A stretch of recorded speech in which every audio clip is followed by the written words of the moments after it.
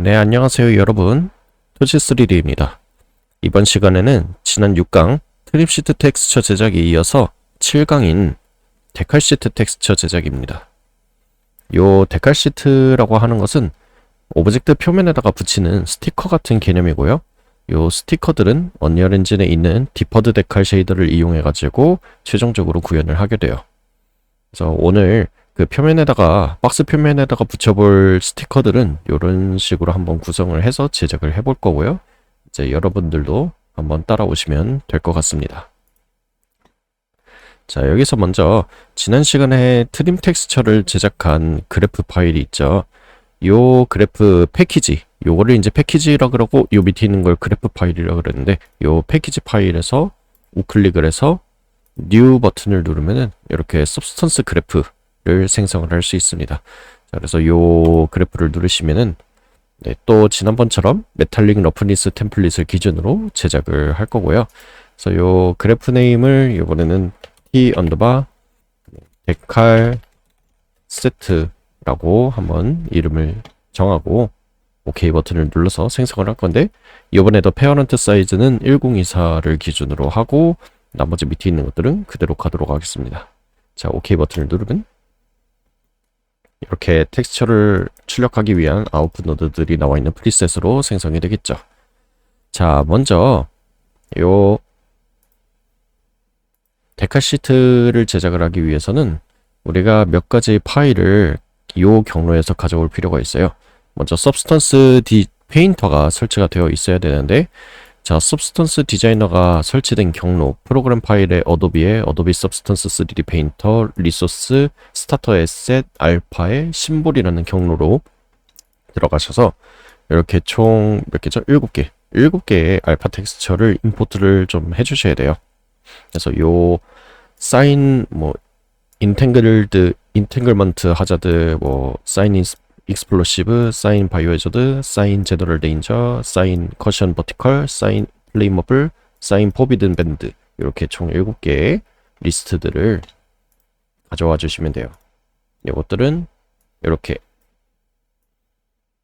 어도비 서브스턴스 페인터 내에 이 경로를 찾아가시면은 이렇게 SBS AR 파일, 서브스턴스 아카이브라는 파일 형태로 찾을 수가 있고요.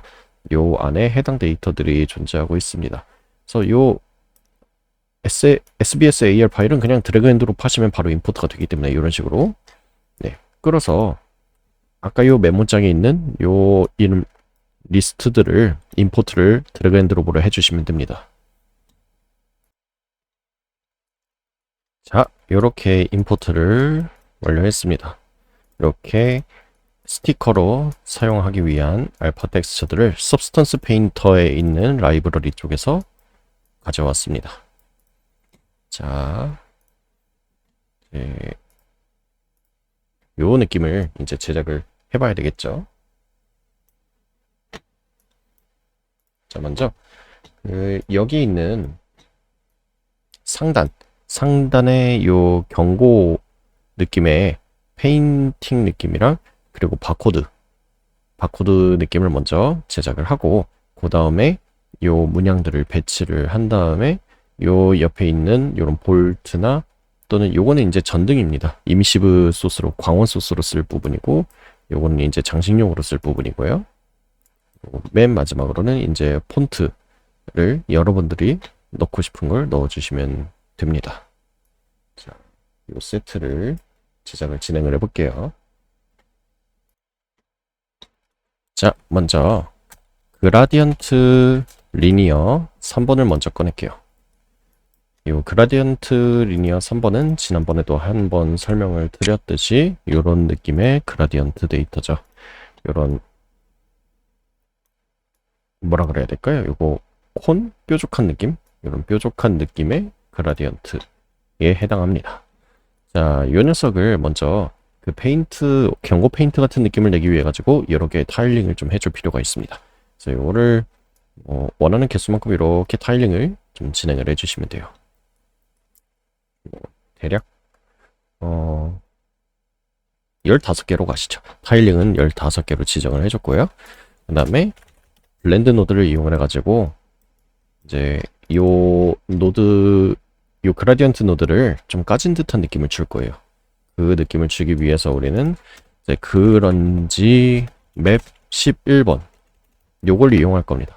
뭐 다른 그런지 맵을 이용하셔도 돼요. 그냥 뭐 요 그런지 맵이 꼭 아니어도 뭐 다양한 그런지 패턴들이 있고 또는 다양한 노이즈 패턴들이 있을 수 있기 때문에 요거는 이제 취향에 맞춰가지고 나는 뭐 토치 3D랑 다르게 다른 느낌으로 까진 느낌을 한번 만들어 보고 싶다 하시면 취향껏 꺼내주시면 됩니다. 자, 여기에다가 이제 히스토그램 스캔을 먼저 꺼내고 요 녀석이 검은색과 흰색이 너무 대비가 커가지고 요거를 밸런스를 낮춰가지고 밸런스가 아니라 컨트라스트를 낮춰가지고 대비감을 좀 낮춰줄게요. 좀 희끄무레한 느낌으로 바꿔주고요. 그 다음에 요거를 히스토그램 스캔에 한번 연결을 한 다음에 여기서 포지션 값을 살짝 이렇게 조정해가지고 요 군데가 흰색으로 남아있고 군데가 검은색으로 날아간 좀 더 여기 있는 여기 있는 컨트라스트보다 조금 더 확실하게 영역별로 까지거나 멀쩡한 듯한 느낌을 주기 위해서 이렇게 고대비 상태로 만들어 봤어요. 요거를 이제 블렌드 노드에다가 연결을 해준 다음에 요거를 이제 서브트랙트를 이용을 해가지고 좀 뺄셈을 해줄 거예요. 서브트랙트 같은 경우는 뭐 지브러쉬로 치자면은 Alt 버튼을 누르고 브러쉬질 또는 그냥 일반 브러쉬질 뭐 일반 브러쉬질인데 튀어나오는 거라면은 반대로 안쪽으로 들어가는 개념이라고 보시면 돼요. 이 서브트랙트는 기본적으로 그라디언트의 위치 값을 낮춘다라고 생각을 하시면 돼요. 뭐 실제로도 3D 게임 구현이나 2D 게임 구현에 있어서도 어떤 오브젝트의 이동 아니면은 어떤 물체의 상하 위치 같은 것들을 이동을 할 때에는 그 위치 값에다가 백이나 덧셈을 이용하게 돼요. 그래서 이제 요 텍스처로 보더라도 요 높은 위치에 있는 그라디언트를 아래 위치로 내렸다. 또 여기 있는 그라디언트 위치를 아래로 내렸다. 뺄셈은 그런 위치에 높이의 위치를 바꾼다라는 개념으로 이해를 하시는 게 좀 좋습니다. 이걸 이제 오퍼시티를 좀 조정을 해가지고 살짝 약한 느낌으로 바꿔주시고 그다음에 요 뒤에다가 히스토그램 스캔을 이용을 해가지고 날카로운 마스크 같은 느낌을 포지션 값을 이제 0.5에다가 두고 요 컨트라스트를 이용을 해가지고 이렇게 딱 징검다리처럼 이렇게 홀짝 같은 느낌으로 이렇게 페인트 느낌이 이루어지도록 바꿔주시면 될 것 같습니다. 그런데 요 양옆이 뭐 검은색으로 되어 있어도 뭐 요건 취향이니까 넘어가도록 하시죠. 뭐 이렇게 있어도 크게 문제가 되지는 않습니다. 어차피 약간 타일링이 되는 느낌으로 갈 것이기 때문에 자 그러면은 요렇게 징검다리 느낌으로 제작이 완료가 되었으면은 이제 요거를 히스토그램 레인지를 이용을 할게요. 요 히스토그램 레인지 노드는 설명하기 항상 까다롭더라고요. 제가 과외를 하거나 아니면 주변 동료분들한테 가르칠 때도 요거 개념은 항상 좀 저도 체득은 되어서 느낌적으로는 확실하게 알매도 불구하고 말로 설명하기에는 상당히 까다로워요. 그래서 요거를 어떤 식으로 설명을 드려야 될까 좀 고민이 되는데요. 자, 그림으로 간단하게 설명을 드리겠습니다. 자, 요게 명도가 0에서 1까지 고르게 분포하는 그런 뾰족한 그라디언트 리니어 3번이라고 상상을 해보세요. 요 그라디언트 리니어 3번이면 요 녀석이죠. 요 녀석이라고 한번 상상을 해보세요. 0과 1 사이의 값을 고르게 가지고 있는 그런 히스토그램 레인지의 역할은 뭐냐? 요거를 이제 이렇게 높이 값을 압축을 한다라고 저는 표현을 좀 하는 편인데 0과 1 값을 이렇게 0과 뭐 한 여기 0.5로 하면 한 0.25 쯤으로 이렇게 가장 고점에 있는 높이를 내리거나 즉 납작해지는 거죠. 어떻게 보면 납작하게 만들거나 아니면은 요 시작점 위치 하이트 맵의 시작점 위치 자체를 이제 여기가 이제 0에서 1의 분포 값이라면은 아예 위치 값을 이렇게 올려가지고 아예 어두운 부분의 시작점을 0.5에서 그리고 범위 값을 1로 이렇게 높이 값을 압축한 상태에서 그 높이 값을 아예 시작점 자체를 위로 들어 올리거나 아니면은 요 녀석을 압축을 한 상태로 위아래를 왔다 갔다 이렇게 해가지고 0.25에서 시작해서 0.75의 높이만큼으로 이제 압축을 한 상태로 위치를 살짝 조정을 한다든가 아니면은 더 위에 올려놓고서 더 이렇게 압축을 할 수도 있어요. 그래서 시작점이 가장 어두운 최소점이 0.9에서 가장 밝은 부분이 0.9까지 되게 하거나 아니면은 이 상태로 쭉 내려가지고 가장 어두운 부분이 0.1쯤에서 가장 밝은 부분이 0.4쯤으로 되게 한다거나 이런 식으로 이 하이트맵의 위치를 위아래로 올리거나 그 하이트맵의 크기를 이런 식으로 낮추는 역할을 합니다. 이게 히스토그램 레인지의 역할이에요. 자, 그럼 돌아와가지고 요 녀석의 위치를 요 가장 밝은 부분이죠. 현재 가장 밝은 부분은 0.749 정도가 나오고 있는데요.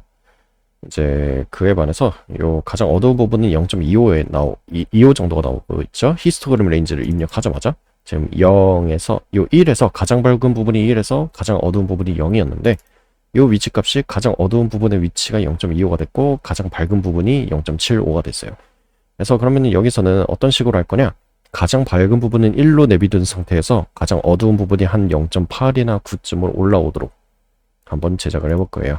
그러기 위해서는 레인지 자체를 이제 0.5라고 되어 있는데 저 0.5라는 요 범위죠. 범위라는 위치가 뭐냐면요.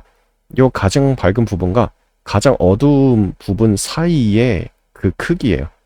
여기가 0.75고 여기가 0.25죠. 이 둘을 빼면 딱 0.5가 나오겠죠. 즉 가장 어두움과 가장 밝음의 그 범위 값이 지금 0.5로 세팅이 되었다라는 거예요. 그리고 0.25로 만약에 레인지를 낮추잖아요. 그러면은 요 가장 어두움과 가장 밝음의 범위 값의 차이가 요 0.25예요. 그래서 여기 보시면 0.375가 나오는데 여기가 0.625쯤이 나오죠. 요 둘을 딱 빼면은 이제 0.25가 나오게 돼요. 그래서 우리가 할 거는 먼저 이 레인지 값을 1로 둘 겁니다. 그럼 그대로 전체 레인지를 다 쓰게 되다 보니까 이 밝기 값의 차이가 당연히 0과 1, 그러니까 1만큼의 범위값이 차이가 나게 되겠죠. 자, 이 상태로 이 포지션, 이제 가장 낮은 어두움의 위치 값을 이제 위로 끌어올리는 역할을 해요. 이 포지션은 가장 낮은 값을. 그래서 지금 이제 포지션이 0.5인데 이거를 계속 쭉 올리면은 이렇게 밝아집니다. 그러면은 이랬을 때 요 히스토그램 레인지로 그런 높이 값을 압축을 하거나 위치를 조정하는 요게 가장 장점 중에 하나가 요 측면의 데이터가 손상이 잘 안 돼요. 즉 압축만 하는 거지 이게 덧셈이나 뺄셈 같은 걸로 가중치를 둬가지고 데이터를 손상시키는 개념이 아니기 때문에 안전하게 디테일을 유지하면서 밝기를 끌어올릴 수 있다라는 그런 장점이 있어요. 자, 이렇게 해서 이제 히스토그램 레인지를 이용을 해가지고 이제 높이 값을 좀 압축을 해봤고요. 자, 그 다음에 이제 양 사이드랑 요 위아래에 들어가는 그럼 트림의 느낌을 한번 제작을 해볼 거예요.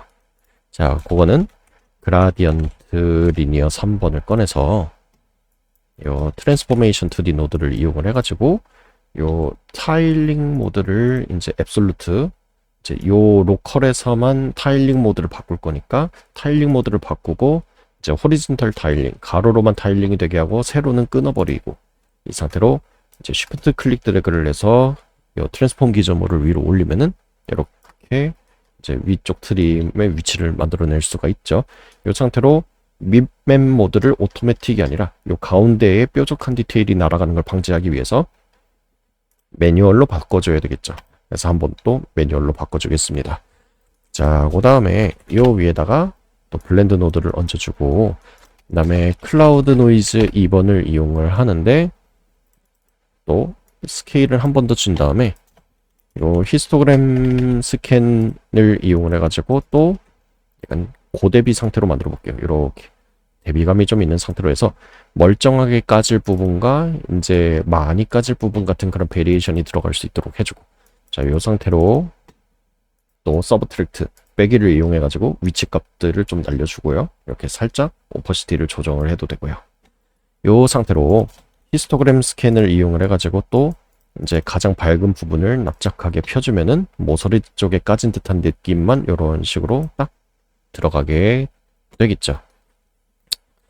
자, 이 상태로 요 커브 노드를 뒤에다가 한번 연결을 해줄 건데요. 뭐냐면은 요 페인트 같은 거 발랐을 때 요 경계 부분이 노멀 맵으로 변환을 한번 해보면 되게 날카롭게 나올 거예요. 얘는 일자로 되어 있는 선형 그라디언트이기 때문에 이 경계 부분이 굉장히 날카롭습니다. 근데 페인트라고 하는 거는 기본적으로 액상형이 굳으면서 생기는 거기 때문에 약간 그런 표면 장력 같은 느낌에 의해 가지고 이 부분이 좀 볼록하게 되겠죠. 그 느낌을 만들기 위해서는 자, 노멀 상태로 이 커브를 노멀에다가 연결을 하고서 노멀을 더블 클릭한 다음에 이 커브를 한 번만 클릭을 해서 어떤 식으로 상태가 변하는지 보도록 하죠. 자, 여기서 커브 아무데나 더블 클릭한 다음에 삭제 한번 누르고 요 가장 밝은 쪽의 위치 값을 어떻게 우리가 컨트롤하느냐에 따라서 이 볼록함이 바뀌겠죠. 그렇다면은 요 밝은 곳과 중간 사이를 약간 커브 데이터로 이렇게 볼록한 느낌으로 그려준다면 여기가 볼록한 경계처럼 바뀌겠죠. 그래서 이런 식으로 해주는 거예요. 그러면은 끄트머리의 디테일을 날카롭게 유지가 되면서 그런 액상이 발렸을 때 그런 부드러운 느낌을 이렇게 같이 내줄 수가 있겠죠. 자, 이런 식으로 제작이 완료가 되었다면 요것과 요거 두 개를 블렌딩을 해주는 거죠. 요 두 개는 멀티플라이를 이용해서 블렌딩을 하면은 요 어두운 부분이 여기에 밝은 부분과 곱셈이 되면서 한 번 더 어두워질 것이기 때문에 딱 명확하게 블렌딩이 되겠죠. 요렇게요. 그러면은 우리가 이제 그 경고 페인트 같은 느낌의 디테일을 만들어냈습니다. 노드를 임시로 한번 연결해서 이렇게 디테일이 잘 들어갔나 한번 확인을 해볼 수도 있고, 이제 여기서 너무 요 값이 두껍다, 요 부분이, 그러면은 요 조금 더 컨트라스트를 늘려가지고 더 납작하고 딱딱하게 할 수 있죠. 왜냐면은 일반적으로 그런 경고 페인트 같은 걸 할 때 뭐 검은색 또는 노란색 같은 걸 먼저 발라놓고 세로로 한 줄 한 줄 한 줄 한 줄 한 줄 다시 이제 페인팅을 해가지고 맞춰주니까, 그래야 이 검은색과 노란색 사이에도 이런 미세한 볼륨이 들어가야 되겠죠. 자, 그러면은 이러면은 이제 간단한 그 디테일을 한번 만들어봤고, 이제 표면에서도 페인트의 결이나 아니면은 그런 세월의 흔적, 긁힘의 자국에 따라 가지고 좀 더 긁힌 듯한 자국이 나야 되겠죠. 모서리가 마모된 느낌만이 아니라 그런 긁힌 자국. 그 느낌을 위해서 제일 적당한 것은 그런지 리키 페인트라고 하는 요 노드가 있어요. 요 노드를 꺼내시면은 이렇게 흘러내린 듯한 그런 페인팅 자국 같은 거, 요런 걸 내기에 되게 좋은 패턴이에요. 자, 요것도 히스토그램 스캔을 이용을 해가지고 리키 페인트가 적용이 될 것 같은 부분만 좀 이렇게 고대비 상태로 만들고 컨트라스트를 좀 뭐 이용할 수도 있고 아닐 수도 있고, 자, 이렇게 한번 제작을 이렇게 해볼까요? 좀 포지션을 올려서 더 높은 명도 값도 같이 덩달아서 잡고 컨트라스트를 이용을 해가지고 이렇게 대비가 좀 세게 만들어 보자. 자, 이렇게 제작을 한 다음에 이것도 블렌드를 이용을 해가지고 뭐 멀티플라이나 서브트랙트 같은 걸 이용을 해가지고 디테일을 깎고 오퍼시티를 살짝 조절을 해주는 거죠. 그렇게 해서 노멀을 또 연결해서 어떤 느낌으로 되는지 보시면 되죠. 여러분, 이제 페인트 같은 느낌이 이렇게 깔끔한 듯한 지점도 있고 많이 긁힌 자국도 있고 적당히 긁힌 자국도 있고 이런 느낌으로 베리에이션이 되는 게 보이실 겁니다. 자, 이렇게 제작이 완료가 되었으면은 이제 요 노드를 나중에 합칠 건데, 근데 이게 막 계속 합치려고 하다 보면은 노드가 좀 지저분해지기 쉽다 보니까 요거를 일종의 그런 데인저 라인이라는 그룹으로 한번 좀 묶어보죠. 그걸 묶기 위해서 뭐 좀 보기 편하게 모드 선택하고 애드 프레임으로 뭐 여기다가 데인저 라인이라고 이름을 지정을 해주고, 요 뒤에다가 단노드를 하나 연결을 해가지고 요 포털 기능을 쓸게요. 요 네임에다가 데인저 라인이라고 쳐가지고 이제 다른 곳에서 이 노드를 받아서 처리할 수 있겠죠. 그러면은 선 정리가 비교적 깔끔하게 끝나겠죠. 자, 그다음에 이제 또 요 아래에다가는 그 바코드를 한번 제작을 해볼게요. 요 위에 있는 요거는 제작이 완료가 되어 있으니까 이제 요 바코드를 제작을 해보면 되겠죠. 자, 바코드를 제작하는 방법은 되게 많아요. 너무 다양한 방법이 있는데 요번에는 조금 더 직관적이고 빠른 느낌으로 한번 제작을 해볼게요. 자, 커브 노드를 그냥 기본적으로 꺼내시면은 아무런 인풋을 넣지 않으면은 요 그라디언트가 하나가 제공이 좀 돼요. 근데 요 그라디언트가 8비트 데이터다 보니까 정밀한 작업을 하기에는 약간의 조금 아쉬움이 있어요. 그래서 요 아웃풋 포맷을 Select Method of Inheritance 버튼을 눌러서 앱솔루트로 바꾼 다음에 요거 하나에 대한 그런 정밀도를 16비트로 바꿔줄게요. 자, 이 8비트랑 16비트가 숫자만 보면 그냥 2배 정도밖에 차이가 안 난다라고 느끼겠지만 요 8비트와 16비트 사이의 데이터의 크기 차이는 무시무시해요. 어느 정도의 무시무시함이냐? 요 비트라고 하는 데이터는 0과 1로만 이루어져 있죠. 0과 1을 표시하는 데이터가 요 비트예요. 근데 이게 8비트라고 하면은 이제 8비트로 표현할 수 있는 데이터의 크기는 보통 우리가 익히 알고 있는 256이에요. 포토샵에서도 이제 색상을 표현할 때 0과 255 사이에서 표현을 하잖아요. 그게 왜 8비트가 255로 치환이 될 수 있느냐라면은 이제 2의 8승이라는 개념으로 이해하시면 돼요. 2의 8승. 그래서 2의 8제곱을 하게 되면은 256이라는 숫자가 나오는데요. 자, 숫자로는 고작 2배인데 이게 승이라 그랬죠. 그러면은 16비트라고 하는 경우는 요 2의 16승의 데이터를 표현할 수 있음을 의미해요. 그렇다는 거는 2의 16승은 65,536에 해당하는 값을 가지게 돼요. 그렇다면은 여기에서 표현할 수 있는 요 그라디언트의 정보량이 어마어마하게 차이가 나게 되겠죠. 그래서 이렇게 봤었을 때에도 여기 보시면은 인포메이션 쪽을 보시면은 여기 검은색 부분이 이제 0인데 이렇게 쭉 올라가다가 흰색에 가까이 갈수록 65,535에 가깝게 될 거예요. 0부터 시작하기 때문에 65,535가 끝입니다. 근데 여기 이제 255라면은 그러니까 8비트라면은 여기가 0부터 쭉 올라가는데 255까지밖에 표현이 안 돼요.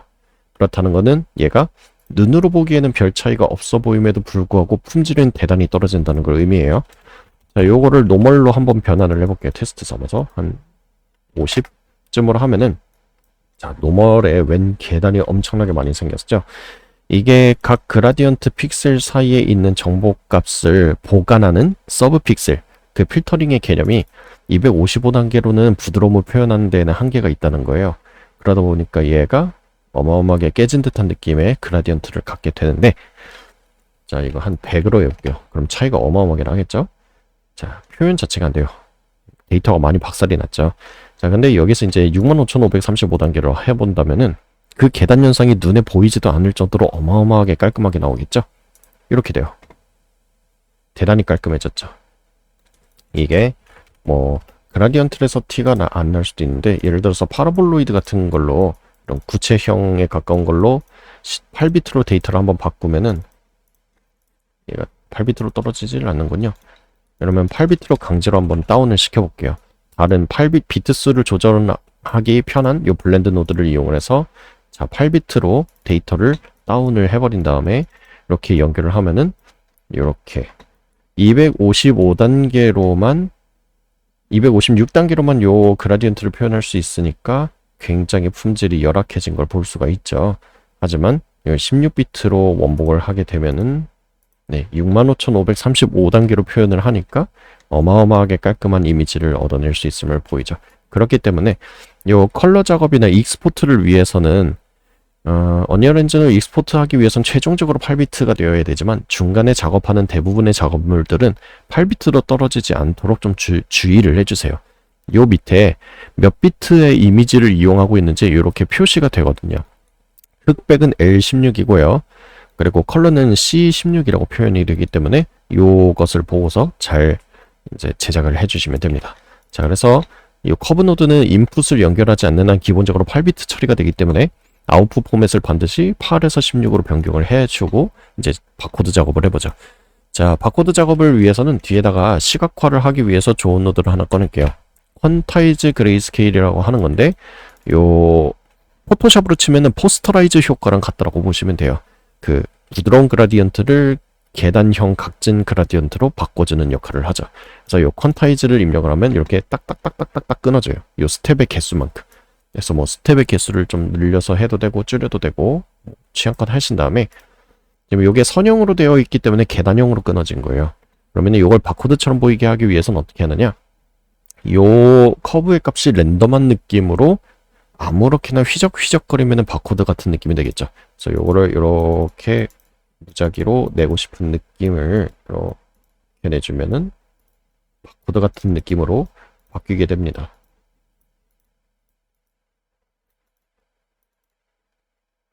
자, 퀀타이즈 개수가 많다면은 스텝의 개수를 줄여가지고 이렇게 좀 만들어 주시면 되고요.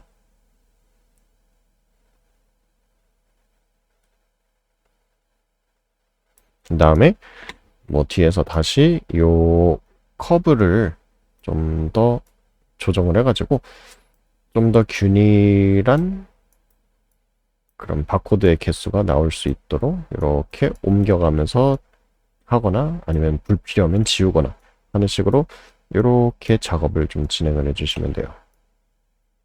그래서 또 이렇게 하고 뭐 좀 내려도 되고 지우기도 하고 지우기도 하고 이렇게 조정을 좀 해주시면 됩니다. 이러면 약간 바코드 같은 느낌이 됐죠. 자, 요 퀀타이즈 그레이스케일 뒤에다가 이제 에지 디텍트라고 하는 노드를 이용할 거예요. 요 에지 디텍트는 요 경계와 경계 사이에 그런 변화량, 그러니까 인접 픽셀끼리의 변화가 클 때 그 경계를 검은색으로 표시를 해줘요. 뭐 원리적으로 따지자면 커버처 계산이랑 크게 다를 바는 없죠. 자, 그래서 요거를 에지 디텍트에다가 연결을 해주시면 이렇게 경계 부분이 명암의 대비가 큰 경계 부분이 선으로 잘려서 나오는 걸 보실 수 있고, 그러면 이게 마치 바코드와 같은 느낌이 되겠죠. 여기서 에지 라운드니스 0으로 두면은 이제 이렇게 더 바코드 같은 느낌으로 바뀔 거고요. 뭐 에지 위스를 조정을 해가지고 이렇게 표현을 해주셔도 됩니다. 자, 이제 요 녀석에다가 트랜스포메이션 2D 노드를 이용을 해가지고 또 타일링 모드를 앱솔루트 호리즌털 타일링으로 해가지고 위아래 타일링을 끊는 상태로 이렇게 시프트 컨트롤 시프트를 누르면은 이렇게 위아래로 동시에 줄일 수가 있어요. 이렇게 줄이고 이렇게 줄어드는 사이에 뭔가 디테일이 뭉개지고 있죠. 요 날카로운 게 이게 바로 민맵이 돌아가서 생기는 문제이기 때문에 이것도 줄었을 때 해상도가 열화되지 않도록 민맵 모드를 매뉴얼로 꺼버립니다. 그러면 이렇게 깔끔하게 줄어들겠죠. 자, 그 다음에 요 녀석을 한번 요 노드를 요 데인저 라인 노드를 더블 클릭한 다음에 요 녀석의 위치를 먼저 아래쪽에다가 좀 적당히 맞춰 보시죠. 요 트랜스폼 기즈모가 겹쳐지지만 않는다면 이미지끼리 겹치지 않았다는 의미니까 요 트랜스폼 기즈모를 줄여놓고서 이렇게 조정을 해서 요 두께는 좀 비슷하게 맞추시면 될 것 같고요. 이렇게 조금 떨궈서 맞춰주시면 될 것 같습니다. 자, 이렇게 하면은 배치가 요 위치에 잘 됐네요. 자, 이제 요 밑에 있는 친구들을 좀 배치를 해볼 거예요. 이거를 배치를 하기 위해서는 얘네 모두 다 트랜스포메이션 2D 노드가 다 필요하겠죠. 특정한 위치로 배치를 해야 되니까. 그래서 이 타일링 모드를 앱솔루트로 해가지고 노 타일링으로 해야 전체가 아예 타일링이 안 되고 아이콘별로 이렇게 배치를 할 수가 있어요. 그래서 노 타일링으로 바꾸고 요 줄였을 때 해상도가 떨어지는 거를 좀 뭉개지는 걸 방지하기 위해서 요 매뉴얼로 꺼줘야 되겠죠. 그래서 이렇게 꺼주시면 됩니다. 노 타일링 민맵 모드 매뉴얼 이렇게 세팅을 하고 이 노드를 계속 복사를 해주세요. 이게 요 하나 노드를 꺼내놓고 설정 바꾸고 하나 꺼내놓고 설정하면은 시간이 오래 걸리니까 미리 설정한 노드를 복사를 해가지고 이렇게 가지고 와서 배치를 해주는 거죠. 자, 이렇게 하면은 이제 요 아이콘 노드들에 대한 배치 준비도 완료가 되었어요. 자, 그러면은 이제 요 바코드랑 먼저 블렌딩 작업을 할 겁니다. 요거는 이제 밝게 요 검은 영역에다가 얘가 블렌딩이 되기 위해서는 밝게 하는 노드들이 있으면 되겠죠. 그래서 뭐 add나 리튼 뭐 또는 스크린 원하는 노드로 원하는 블렌딩 모드로 진행을 해주시면 되는데 저는 뭐 리튼을 조금 더 선호한다기보단 그냥 자주 쓰는 편입니다. 자, 이렇게 해서 사이즈를 이렇게 한번 줄여서 배치를 하고 적당한 위치에 배치를 해주고 그 다음에 또 블렌딩을 하는 거죠. 요 밑에 있는 아이콘들끼리 계속 블렌딩을 해나가는 겁니다. 자, 이번에는 텍스처 공간을 아끼기 위해서 이렇게 사이즈를 줄여서 배치한 다음에 뒤집어 가지고 이렇게 삼각형의 교차로 배치하는 느낌이 들 수 있도록 이렇게 배치를 좀 해줍니다. 요게 너무 딱 붙일 필요는 없어요. 너무 딱 붙이면 오히려 나중에 게임 엔진에 들어가면은 카메라 거리에 따라 가지고 저해상도로 텍스처를 교체하는 민맵이라는 시스템이 돌아가는데 그때 해상도가 이렇게 내부에 여러 가지 텍스처가 카메라 거리에 따라 가지고 교체가 되기 위해서 이렇게 작은 텍스처들도 미리 내부에 존재가 생성이 돼요. 근데 이게 너무 딱 붙어 있으면은 이게 민맵화가 됐을 때 컸을 때에는 이렇게 떨어져 보이는데 해상도가 이렇게 줄어들었을 때 이 경계가 붙어버리게 되면서 옆에 있는 픽셀의 색상이 침투하는 문제가 좀 생겨요. 그렇기 때문에 텍스처가 이렇게 민맵이 됐을 때 너무 붙어 보이는 현상을 좀 방지하기 위해서 적정 거리를 좀 떨궈줘야 될 필요는 있습니다. 그래서 이런 식으로 좀 떨궈뒀고요. 자, 마찬가지로 또 계속 밑에다가 블렌딩하고를 반복해줍니다. 자, 얘도 또 회전한 다음에 비슷한 크기로 이제 줄이고 회전시키고 또 여기 아래다가 이렇게 배치를 해주고 자, 또 블렌드 노드 복사에다가 또 밑에다가 이렇게 한번 또 배치를 해줍니다.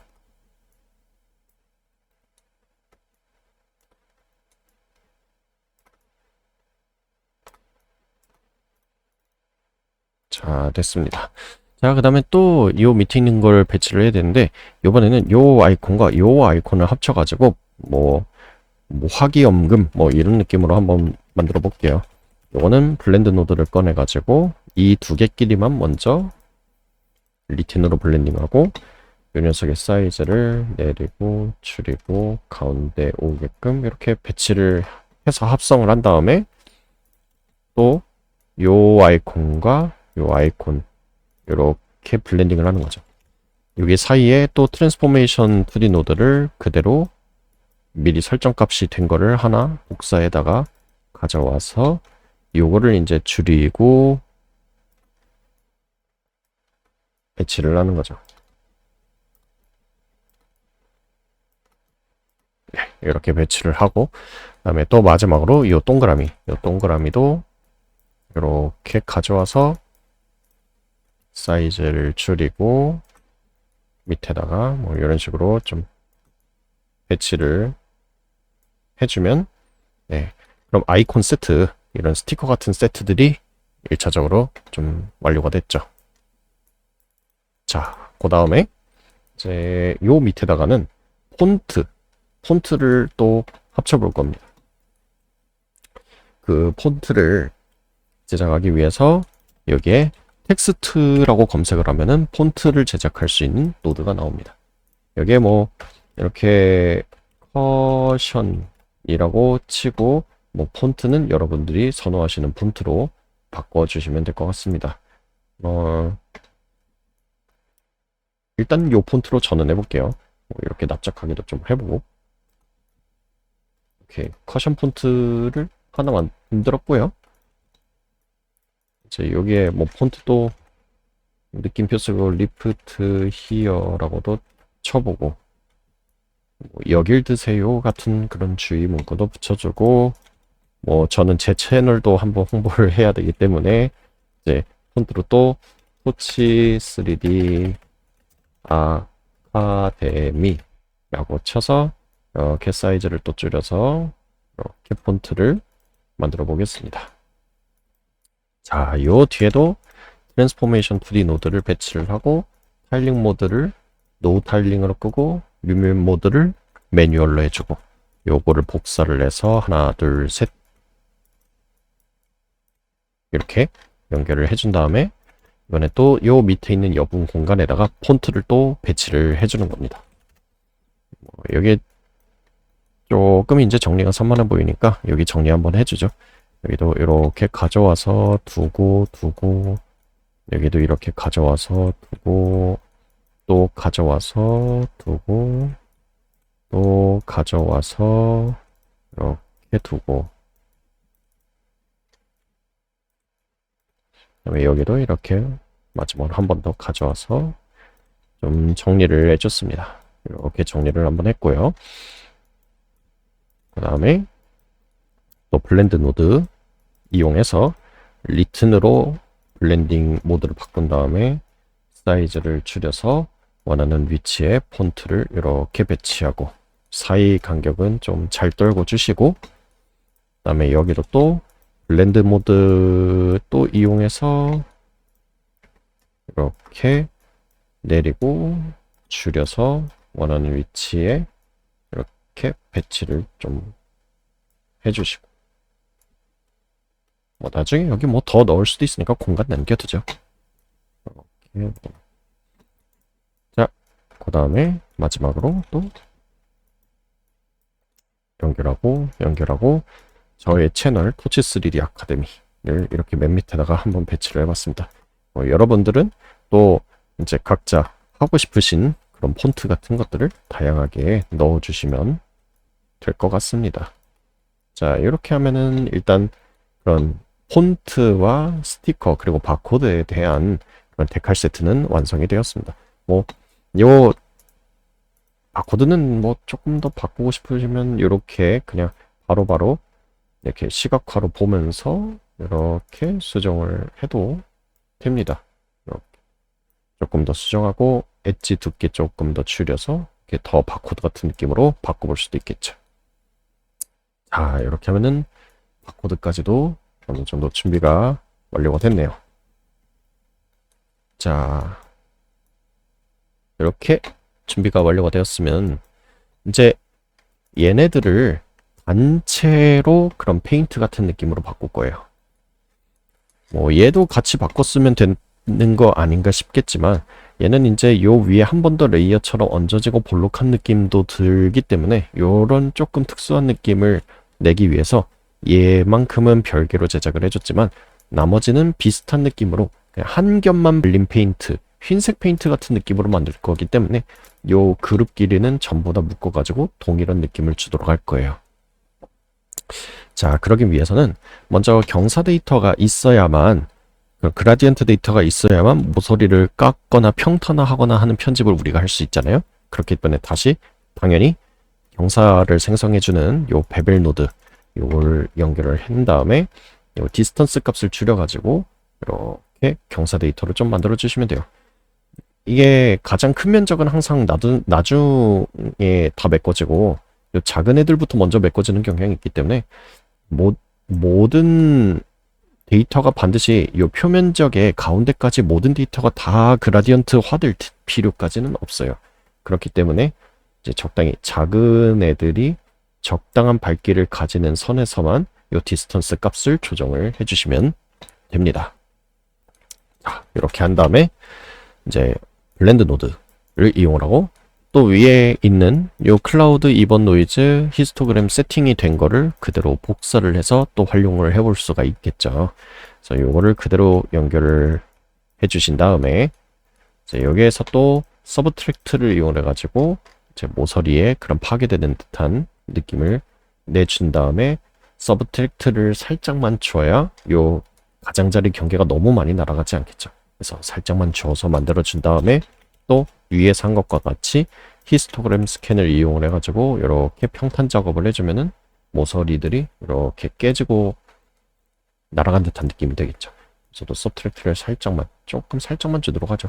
너무 많이 날아가니까 이제 얇은 디테일들이 워낙 많아서 조금만 날아가도록 제작을 해볼게요. 이렇게 제작을 해준 다음에 경사 데이터가 보이게끔 좀 남겨주시고, 그 다음에 또 그런 페인트로 발라서 생긴 듯한 모서리의 볼록함을 추가하기 위해서 커브 노드 생성한 다음에 아무 줄이나 더블 클릭. 왜냐면 초기에는 얘가 꺼내자마자는 이런 점이 아예 없어요. 선택할 수 있는 점이 아예 비활성화가 되어 있기 때문에, 그래서 더블 클릭을 하는 겁니다. 그래서 더블 클릭해서 점들을 요 끝에가 다 활성화돼요.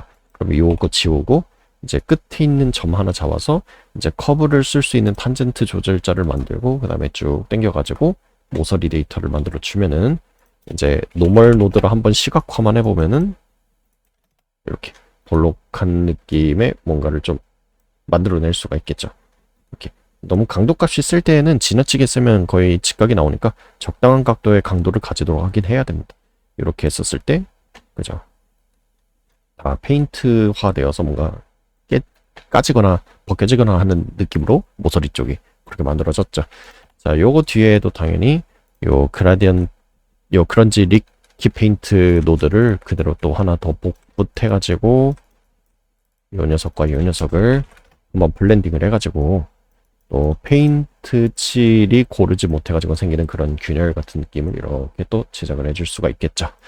뭐 이거는 전반적으로 더 많이 까진 느낌을 내주고 싶다. 그러면은 요 히스토그램 스캔에서 요 컨트라스트를 낮추고 조금 더 포지션을 올리는 느낌으로 전반적으로 다 그런 느낌이 들도록 이렇게 제작을 한 번 더 해줄 수도 있겠죠. 자, 이렇게 하면은 이제 흰색 페인트에 대한 그런 질감 처리도 또 모두 완료가 되었어요. 그러면 요것도 이제 노드 구성을 이제 좀 더 보기 편하게 정리를 하고 헷갈리지 않도록 깔끔한 작업을 하기 위해서는 또 이 친구들끼리 또 그룹화를 해두고 애드 프레임으로 그룹화를 하고서 그리고 이제 뭐라고 쓸까요? 스티커라고 그냥 해볼까요? 스티커라고 그냥 해보겠습니다. 여기도 단노드를 이용해서 스티커라는 이름으로 이렇게 지정을 해줬습니다. 그럼 또 다른 데에서 얘를 가져와서 또 작업을 이어서 할 수 있겠죠. 자, 그 다음에 이제 우리가 만들어 볼 거는 여기 또 데칼 쪽에 보시면은 요 볼트랑 또 어떤 약간 기다란 느낌의 데코, 요 조명 등의 역할을 하는 요 부분, 이렇게 세 가지를 좀 제작을 할 거예요.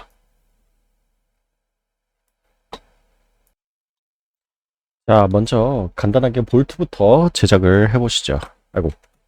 자, 볼트. 자, 볼트를 제작하기 위해서는 요 쉐이프 노드를 꺼낼 건데요. 요 쉐이프 노드는 여러 가지 패턴들을 꺼내서 활용할 수 있습니다. 자, 그래서 여기에서 우리가 꺼낼 거는 여기 콘이에요. 요 콘을 꺼낼 겁니다. 요 콘은 이름 그대로 원뿔이에요. 그래서 이게 부드러운 그라디언트처럼 보이기는 하지만 실제로 부드러운 그라디언트는 아니고요. 이렇게 되어 있는 그 원뿔입니다. 자, 이 녀석을 이용을 할 건데요. 자, 먼저 사이즈를 좀 줄여 보도록 하죠. 자, 사이즈는 여기에다가 좀 배치될 수 있도록 해볼 거예요. 저기다가 배치되는 느낌을 주기 위해서 트랜스포메이션 2D 노드를 꺼내서 연결을 한 다음에 또 역시 타일링 모드를 노우 타일링, 민맵 모드를 매뉴얼, 그리고 요 패턴들을 더블 클릭한 다음에 트랜스포메이션 2D 노드를 줄여가지고 이렇게 원하는 위치를 간을 보면서 이렇게 배치를 일단 좀 해줍니다. 더 작아도 될 것 같네요. 이 정도면 될 것 같아요. 자, 그러면은 이렇게 원뿔이 요만한 사이즈로 저 위치에 먼저 배치가 되었겠죠. 자, 그러면은 뒤에 커브 노드를 이용해 가지고 일종의 모델링을 해볼 거예요. 이 커브 노드에다가 더블 클릭해서 이 가운데 점은 위에다가 쭉 올려놓고서 여기 점을 끊어버리면은 이제 여기에서 그라디언트에서 중간에 0.5쯤에 있는 명도를 흰색에 가깝게 끌어올린 거고요. 그리고 이 사이의 값들은 전부 다 평탄화가 되면서 마치 그 사다리꼴 같은 모양으로 모델링이 된 겁니다.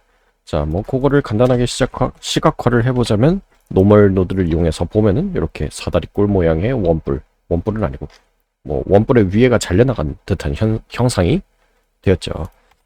자, 그 다음에 또 길쭉한 그런 디테일 패턴을 위해서는 또 쉐이프 노드 하나 더 꺼내서 이번에는 이 패턴을 캡슐을 꺼낼 겁니다. 이 캡슐은 패턴 스페시픽 파라미터가 있고요. 이거를 드래그를 하면은 옆으로 캡슐처럼 늘어납니다. 이렇게 늘어나고요. 크기는 적당히 원하는 취향으로 맞춰주신 다음에 스케일은 모든 파라미터는 다 여기다가 직접 숫자를 입력하면은 이 파라미터 조절자 이상으로 더 큰 값을 넣을 수 있어요. 그래서 스케일을 좀 이렇게 키워본 다음에 그래야 그라디언트 데이터가 뭐 좀 풍성한 것도 있고 하니까 여기에서 내 캡슐 데이터는 말 그대로 캡슐이다 보니까 원기둥인데 양 끝에 구가 붙은 요런 형태예요.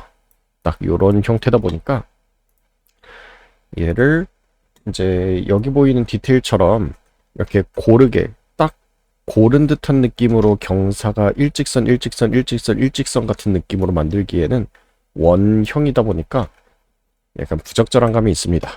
그래서 요거를 먼저 이 모양을 하나의 마스크 데이터로 한번 변환을 해주고요. 그러기 위해선 히스토그램 스캔을 이용해 가지고 포지션을 끝까지 올리시면은 요런 마스크가 됩니다. 여기에다가 베벨 노드를 이용해서 디스턴스 값을 음수로 지정을 해주면 이렇게 안쪽으로 들어가게 되겠죠. 그러면은 요거는 마치 콘과 같은 형태인데 양옆으로 늘어났다 정도의 형태가 됩니다. 자, 요거를 또 트랜스포메이션 2D 노드를 이용을 해가지고 배치를 좀 진행을 해주시면 돼요. 뭐 배치는 요거 밑에다가 한번 해보도록 하죠. 요 캡슐을 클릭을 했다가 노 타일링으로 하고 시각화를 해보죠. 같이 먼저 블렌딩을 해볼게요. 이렇게 블렌딩을 해서 리튼을 이용을 해서 합친 다음에 요 트랜스포메이션 2D 노드를 줄여가지고 요 밑에다가 이렇게 한번 또 배치를 해줍니다. 자, 이렇게 배치가 완료가 되었으면 역시 마찬가지로 커브 노드를 이용을 해가지고 형태를 제작을 할 건데요. 자, 밝은 곳에 있는 요 부분을 좀 평탄화하기 위해서 요 부분을 더블 클릭, 위로 드래그, 요 점을 눌러서 탄젠트 조절자를 없애서 각이 지게 만들고요. 그 다음에 요 사이를 좀 평탄화하는데 완전히 검색이 아니라 조금 더 높은 위치가 될 수 있도록 평탄화하기 위해서 이렇게 더블 클릭을 해서 한번 요 정도 명도로 맞추고 0.34로 맞추고 또 탄젠트 조절자를 없애고 그 다음 그 옆에 하나 더 조절자를 만들어서 0.34 위치에서 요 탄젠트를 또 없애줍니다. 그러면은 이런 식으로 패턴이 만들어지는데, 자, 그 다음에 마지막으로는 요 검색 쪽에 있는 거를 맨 위로 한 번 더 올려가지고 여기도 한 번 더 경사를 제작을 해주고요. 마지막으로 살짝 옆으로 당긴 다음에 맨 끝에 있는 선을 더블 클릭해서 조절자를 없앤 다음에 그냥 0으로 떨구고 그다음에 요 가장 어두운 쪽 가까이에 있는 요 조절자를 그냥 블랙 쪽으로 쭉 당겨버리면은 요 끝이 이렇게 끊어지게 나옵니다. 그러면 마치 요런 형상이 되는 거죠. 요런 형상이죠. 이렇게 안으로 들어갔다가 나왔다가 이렇게 나와서 이렇게 됐다가 다시 안으로 들어가고 평탄화되고 이렇게 나오고 요런 요철감을 가진 캡슐형 오브젝트가 만들어졌다라고 볼 수 있어요. 자, 요거를 이렇게 블렌딩을 하면 이렇게 합성이 되겠죠. 위치랑 크기를 조금 더 조정을 해볼 수도 있고요. 이 볼트도 조금 더 넓게 좀 해볼 수 있겠죠. 경사가 조금 더 많이 보일 수 있도록. 이런 건 다 취향의 영역이니까 재밌게 만드시면 될 것 같고요. 자, 이렇게 하고 이제 그 조명 쪽을 한번 만들어야 되겠죠. 요 조명의 느낌도 한번 제작을 해볼게요. 저 조명의 느낌 요거를 그대로 재활용을 하면 되겠죠. 데이터를. 그러기 위해서 트랜스포메이션 2D와 커브를 복붙해가지고 아래로 배치를 이렇게 한 다음에 요 블렌드 노드랑 다시 한번 합쳐보고요. 그리고 트랜스포메이션 2D 노드를 아래로 내려서 배치를 해줍니다. 자, 이렇게 좀 떨궈서 배치를 했죠. 자, 그 다음에 요 녀석을 클릭을 해서 이번에는 이 녀석의 형태가 뭔지를 좀 더 파악을 해야 되겠죠. 이 녀석의 형태는 이렇게 안쪽으로 들어갔다가 이렇게 볼록했다가 이렇게 한 번 더 튀어나온 거예요. 그렇다는 건 커브 그래프로 딱 요 정도만 그리면은 나머지는 대칭형 그라디언트니까 반대쪽이 만들어지겠죠. 그래서 요 형상을 커브로 그리면 모델링이 될 것입니다. 자, 그래서 여기서 요걸 치우고 아래로 내리고 그다음에 요 조절자를 지우고 요 맨 끝에 있는 조절자만 이 탄젠트를 생성을 한 다음에 쭉 드래그를 하면은 이렇게 볼록한 형상을 취하면서 안쪽으로 폭하고 들어간 이런 형태의 조명이 만들어지겠죠. 자, 이렇게 하면은 이제 조명등도 완성이 되었습니다. 조금 더 간격을 벌려줄게요. 네, 이런 느낌으로 조금만 벌려주면 될 것 같습니다. 오케이. 이렇게 하면은 조명등 세트도 완성이 되었고요. 자, 이제 요거를 또 이 녀석이랑 이 녀석 그리고 요 세 개를 이제 합치는 작업을 해야 되겠죠? 그러기 위해서는 여기도 헤드 프레임을 하고 데코라고 해가지고 좀 프레임으로 감싸고 여기에 반노드를 이용해가지고 뒤에서 블렌딩 할 수 있도록 해줍니다. 자, 이렇게 하면은 기본적인 패턴들이 3개가 만들어졌고요. 자, 먼저 요 데인저 라인이랑 요 스티커를 한 번 더 블렌딩을 해줄게요. 요 2개만. 우선 2개만 블렌딩 하는데, 자, 반노드를 생성을 하는데 여기서 데인저 라인 클릭. 그리고 요 2번째 복사해서 스티커를 생성하면은 이렇게 2개를 받아올 수 있겠죠. 자, 이런 상태로 블렌드 노드에다가 연결을 해서 리튼으로 블렌딩 하면은 이렇게 전체 세트가 한꺼번에 쫙 하고 들어오게 되겠죠. 자, 여기에다가 뭘 추가할 거냐면은 이제 얘네가 똑같은 페인트인데 이런 올록볼록함이 있는 녀석과 없는 녀석들을 따로 제작하느라 이렇게 된 거죠. 근데 이번에는 우들투들한 재질감은 전부 다 페인트니까 비슷하게 들어가주면 되겠죠. 그렇기 때문에 그 우들투들함을 추가하기 위해서 프랙탈 썬베이스라고 하는 노드를 꺼낼 거고요.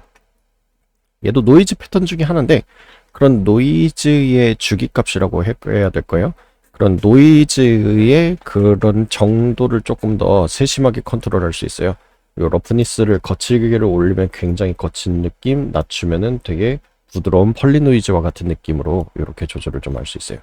그래서 러프니스를 상당히 올려가지고 까끌까끌한 느낌으로 좀 제작을 해준 다음에 여기다가 블렌드를 이용을 해가지고 멀티플라이 같은 걸로 까끌까끌함을 추가를 해주는 거죠. 이게 좀 너무 과한지 아닌지를 먼저 테스트 해보기 위해서 이번에는 드디어 하이트 투 노멀 월드 유닛으로 실제로 이 뷰포트에 출력을 해보시죠. 출력하기 전에 뷰포트의 그런 톱매퍼 상태는 ACS 톱매퍼로 먼저 맞춰주도록 하고 그 다음에 하이트 투 노멀 월드 유닛 입력하고 먼저 100cm 그대로 해보고 일단 연결만 해보죠. 뭐 짜글짜글하게 나오는 건 당장 신경 쓰지 않으셔도 되고요. 여기 먼저 이 하이트 맵을 여기 하이트에다가 그대로 연결을 해서 한번 체크를 해보도록 하시죠. 이렇게 연결을 해서 이 노이즈의 강도가 너무 진하니까 먼저 멀티플라이 오퍼시티를 낮춰가지고 밑에 있는 형태들이 어느 정도 보이는 선에서 노이즈를 조금만 섞어가지고 이런 우들두들하고 자잘한 느낌을 좀 추가를 했습니다.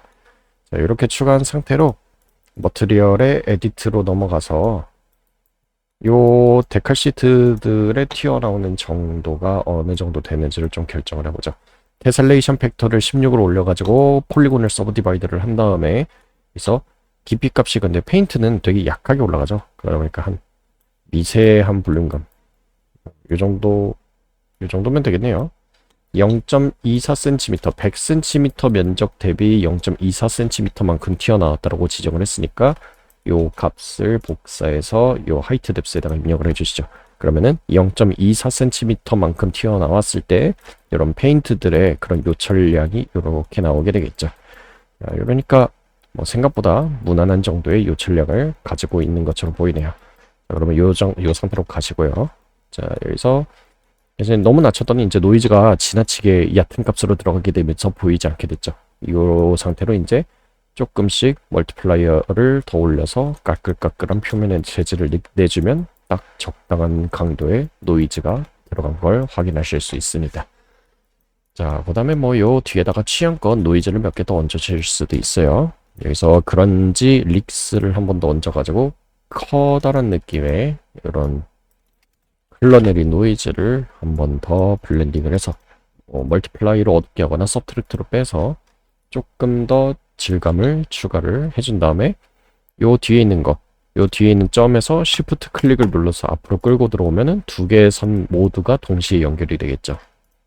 자, 요 상태로 오퍼시티 값을 살짝만 더 올려서 조금 더 자잘하게 페인팅이 약간 더 깨진 듯한 느낌을 살짝씩 이렇게 레이어링을 더 해주면 더 풍성한 그런 요철감을 가질 수 있게 되겠죠. 자, 이렇게 해서 이제 페인트 쪽에 그런 추가적인 질감을 한번 더 입력을 해줬고요. 자, 그 다음에 마지막으로 여기서도 단노드를 이용을 해서 요 데코를 받아온 다음에 블렌드 노드를 이용을 해서 리튼을 이용을 해서 여기 있는 요 볼트 너트들을 좀 받아와서 조명 등을 받아와서 꽂아주면은 이런 느낌이 되겠죠.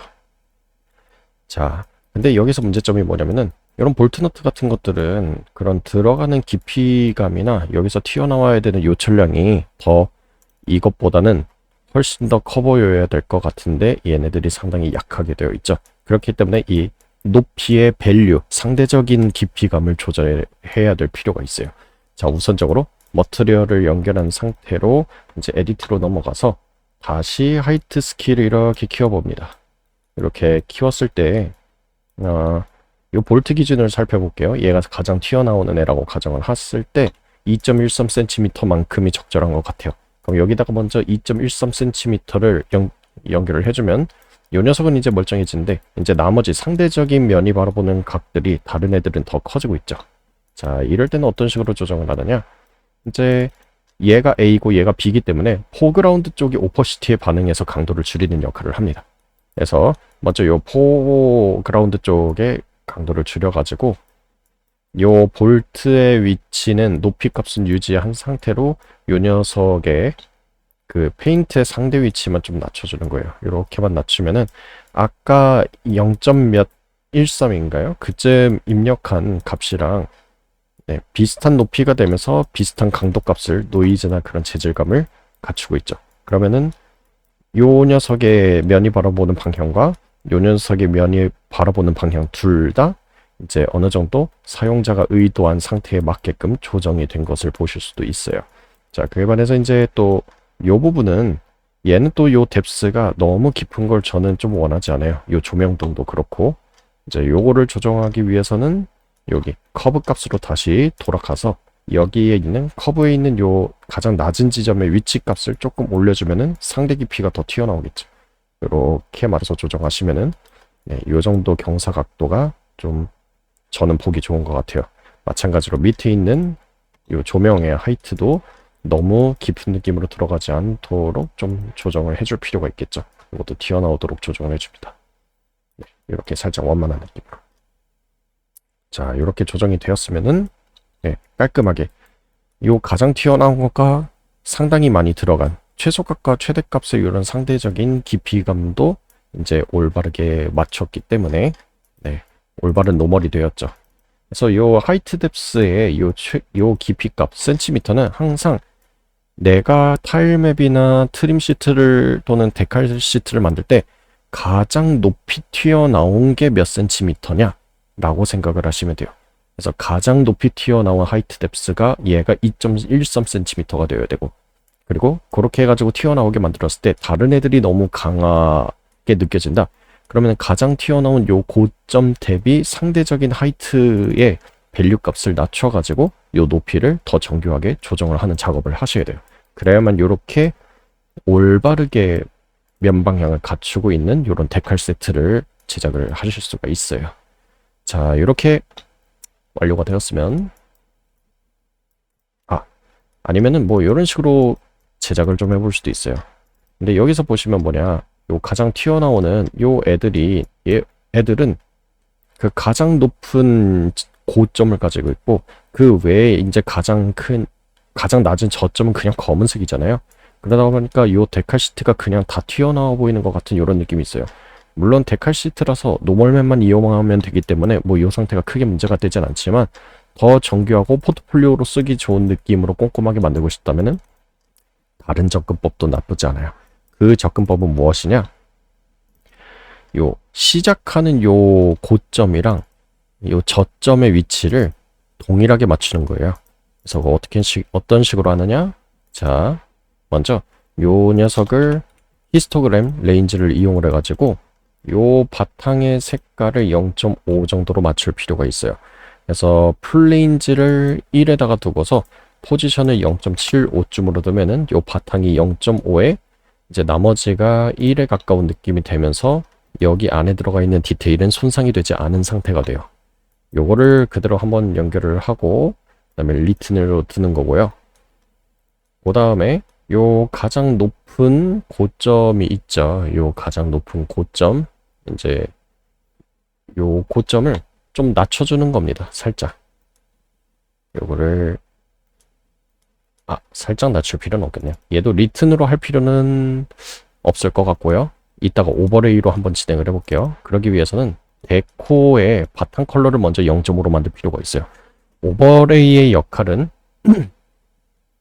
이제 그런 0.5를 기준으로 더 밝은 값은 더하기를 하고 더 어두운 값은 멀티플라이로 하는 속성이 있기 때문에 이제 깊이와 튀어나옴을 동시에 표현하기 위해서는 요 중간 값을 기준으로 오버레이 값을 사용하는 게 훨씬 더 유리합니다. 그렇기 때문에 이제 요 뒤에 있는 바탕을 좀 바꿔볼 거예요. 어떤 식으로 바꾸느냐, 이제 요 값을 여기 옆을 더블 클릭을 하면 0.5로 지정을 할 수가 있어요. 그래서 여기를 0.5를 입력을 하면은 이렇게 회색 바탕이 되고요. 그리고 요 밑에 있는 것도 이제 블렌딩을 해줘야 되는데 여기도 요 중간 값을 먼저 0.5로 한 다음에 요 뎁스를 좀 깊게 해볼게요. 이렇게 요 끝에가 0.5가 돼야 되겠죠? 0.5 그리고 옆에다가 딱 붙여서 이렇게 표현을 해줬죠. 그럼 이게 리튼으로 블렌딩하니까 요 녀석의 값이 더 밝기 때문에 검은색 값을 그대로 제거를 해버린 상태죠. 이런 식으로 블렌딩이 되면 안 되기 때문에 오버레이를 해야 같은 0.5인 바탕은 내비두고 이제 0.5보다 어두운 요 검은색의 디테일이 살아서 여기에 그대로 남아있을 거고, 그리고 밝은 값들은 0.5보다 밝기 때문에 역시 디테일이 그대로 유지가 될 거예요. 그래서 요 녀석을 오버레이로 바꾸면 이런 식으로 블렌딩이 되겠죠. 그러면은 요 가장 튀어나오기 시작하는 저점이랑 들어가기 시작하는 요 고점, 요 위치가 동일하기 때문에 여기가 평행한 느낌이 들도록 교정을 할 수가 있어요. 아직 뒤에서 블렌딩 오퍼레이터를 올바르게 교정하지 않았기 때문에 그렇게 안 보이는 거고요. 이제 따라서 요 친구도 요 조명등도 마찬가지로 끝에 고점을 0.5로 맞추고 요 끝에 있는 점을 지워서 회색 바탕으로 만들어 준 다음에 여기 맨 밑에 고점을 검은색에 가깝게 내려서 여기서 오버레이 블렌딩을 하면 이렇게 들어가겠죠. 그러면 0.5를 기준으로 들어가는 것과 튀어나오는 것들이 다 이렇게 세트가 만들어진다고 보시면 되고요. 이걸 뒤에 와서 다시 오버레이 블렌드로 교체를 하면 이렇게 들어가는 부분과 튀어나오는 부분, 그리고 이 경계가 되게 다 깔끔하게 다듬어졌죠. 아까는 여기가 요 끄트머리가 다 튀어나와가지고 어떻게 보면 조금 보기 싫은 상태이기도 했잖아요. 근데 그게 이제 튀어나오는 위치와 들어가는 위치가 0.5를 기준으로 딱 분리가 되기 때문에 이 경계도 깔끔하게 다듬어진 상태를 확인할 수가 있어요. 자, 그러면 이제 여기 튀어나오는 부분, 요거 조금 위치를 내려서 0.5 위치랑 같은 위치로 이렇게 내려가지고 더 정확한 노멀의 상태를 만들어주고, 그리고 이 녀석은 더 튀어나와야 되니까 더 튀어나오게 하려면은 먼저 머티리얼로 다시 넘어가서 하이트 스케일을 키워서 요 정도 높이다. 이번에는 3.41cm를 기준으로 맞춰야 되겠네요. 그럼 3.41로 바꾸고, 그 다음에 요 히스토그램 레인지에서 이제 그 레인지 값을 1을 낮춰가지고 요 중간색인 회색은 고정한 상태로 요 흰색 높은 고점에 있는 위치만 압축을 해야 됩니다. 그래서 여기서 먼저 점으로 되돌리고 이렇게 값을 0.2로 낮춰주고 조금만 더 올려보죠. 여기서 여기 중간 위치가 0.5가 될 때까지만 살짝 올려주면 요 정도면 되겠네요. 레인지 0.2에 이제 포지션 0.6으로 했었을 때가 이제 0.6쯤이 되면서 이제 들어가는 깊이감은 조금 더 안쪽으로 후퇴하면서 너무 과하지 않은 노멀 상태가 됐죠. 이것도 더 낮추고 더 완만하게 할 수도 있고, 여기서도 지금 5.1이 됐으니까 포지션을 살짝 내려서 0.58 0.16에 0.58로 하니까 이제 가장 낮은 위치가 0.5가 되고 가장 튀어나오는 게 0.6쯤이 됐네요. 그러면 이런 식으로 이제 또 가장 많이 튀어나온 3cm 정도 튀어나온 요 볼트 대비 나머지 상대적인 스킬들이 뒤로 후퇴를 하면서 올바른 노멀의 상태가 됐죠. 자, 여기도 마찬가지로 다시 한번 뒤에 커브로 넘어가서 깊이감을 조금 더 튀어나오게 해서 완만하게 조정을 하고, 그리고 요 조명 쪽도 조금 더 튀어나오게 맞춰서 조정을 하면은 이제 끄트머리도 튀어나오지 않고 딱 평면으로부터 들어가고 튀어나온 요런 형태만 딱 취하는 더 깔끔하고 정교한 노멀이 되었습니다. 자, 이렇게 하면은 1차적으로 저희가 노멀 맵은 완성을 했습니다. 자, 이제는 우리가 컬러 작업을 수행을 해야 되겠죠. 자, 컬러 작업을 수행하기 위해서는 먼저 한 번 더 노드 정리를 좀 이렇게 해보겠습니다. 자, 이렇게 한 다음에, 자, 룩데블을 위해 가지고는 컬러 작업을 정확하기 위해서는 이 번들거림, 이 번들거림 정보 때문에 색상이 더 밝아 보이거나 하는 문제들이 발생할 수 있기 때문에 항상 컬러 작업을 위해서는 러프니스를 1로 두어서 이제 말끔하게 컬러만 딱 정직하게 보기 좋은 상태로 이렇게 바꿔주셔야만 합니다. 자, 이렇게 밋밋하게 바꿨으면은 이제 맨 위에 있는 줄부터 컬러 작업을 좀 진행해 보겠습니다. 자, 여기서 단노드를 꺼내서 이번에는 요 데인저 라인 요거 하나만 꺼내 본 다음에요, 요 뒤에 그라디언트 맵을 연결을 해가지고 색상 작업을 할 거예요. 색상 작업을 어떻게 하느냐, 자, 검은색인 위치에는 아무 색도 넣지 않을 거고요, 요 회색쯤, 여기가 0.82군요 0.82쯤에 해당하는 그 밝기값 요 위치겠죠. 여기에는 이제 뭐 검은색을 넣을 거고요, 요 가장 밝은 요 흰색에 가까운 부분에 주황색을 넣어줄 겁니다. 즉 검은색, 그리고 회색, 그리고 흰색, 이렇게 세 가지 컬러로 그 각 그라디언트의 위치마다 지정을 해주면은 색깔을 입힐 수가 있겠죠. 자, 그래서 요쯤에다가 찍고, 여기서 약간 어두운 회색 같은 거 좀 집어넣어 준 다음에 가장 밝은 흰색 쪽에다가 이렇게 주황색을 좀 넣어주고요, 밸류를 좀 낮추고, 자, 요 조절자를 좀 끌어내려 가지고 가장 어두운 쪽의 위치까지도 어느 정도 영향이 갈 수 있게 해주고, 그 다음에 요 회색을 올려 가지고 마치 컨트라스트 대비가 있어 가지고 이렇게 보이는 듯한 이런 느낌으로 좀 제작을 해주겠습니다. 이렇게 당겨주면은, 그리고 요 회색의 조절자를 하나 더 생성을 해가지고 같은 값을, 그래서 검은색 쪽으로 좀 바짝 당겨줍니다. 그러면 요 그라디언트의 요 모서리 값이 넓어지면서 요 검은색 쪽을 향해 가지고 점점 색깔이 메꿔지는 형태가 되겠죠. 이렇게 만들어주면은,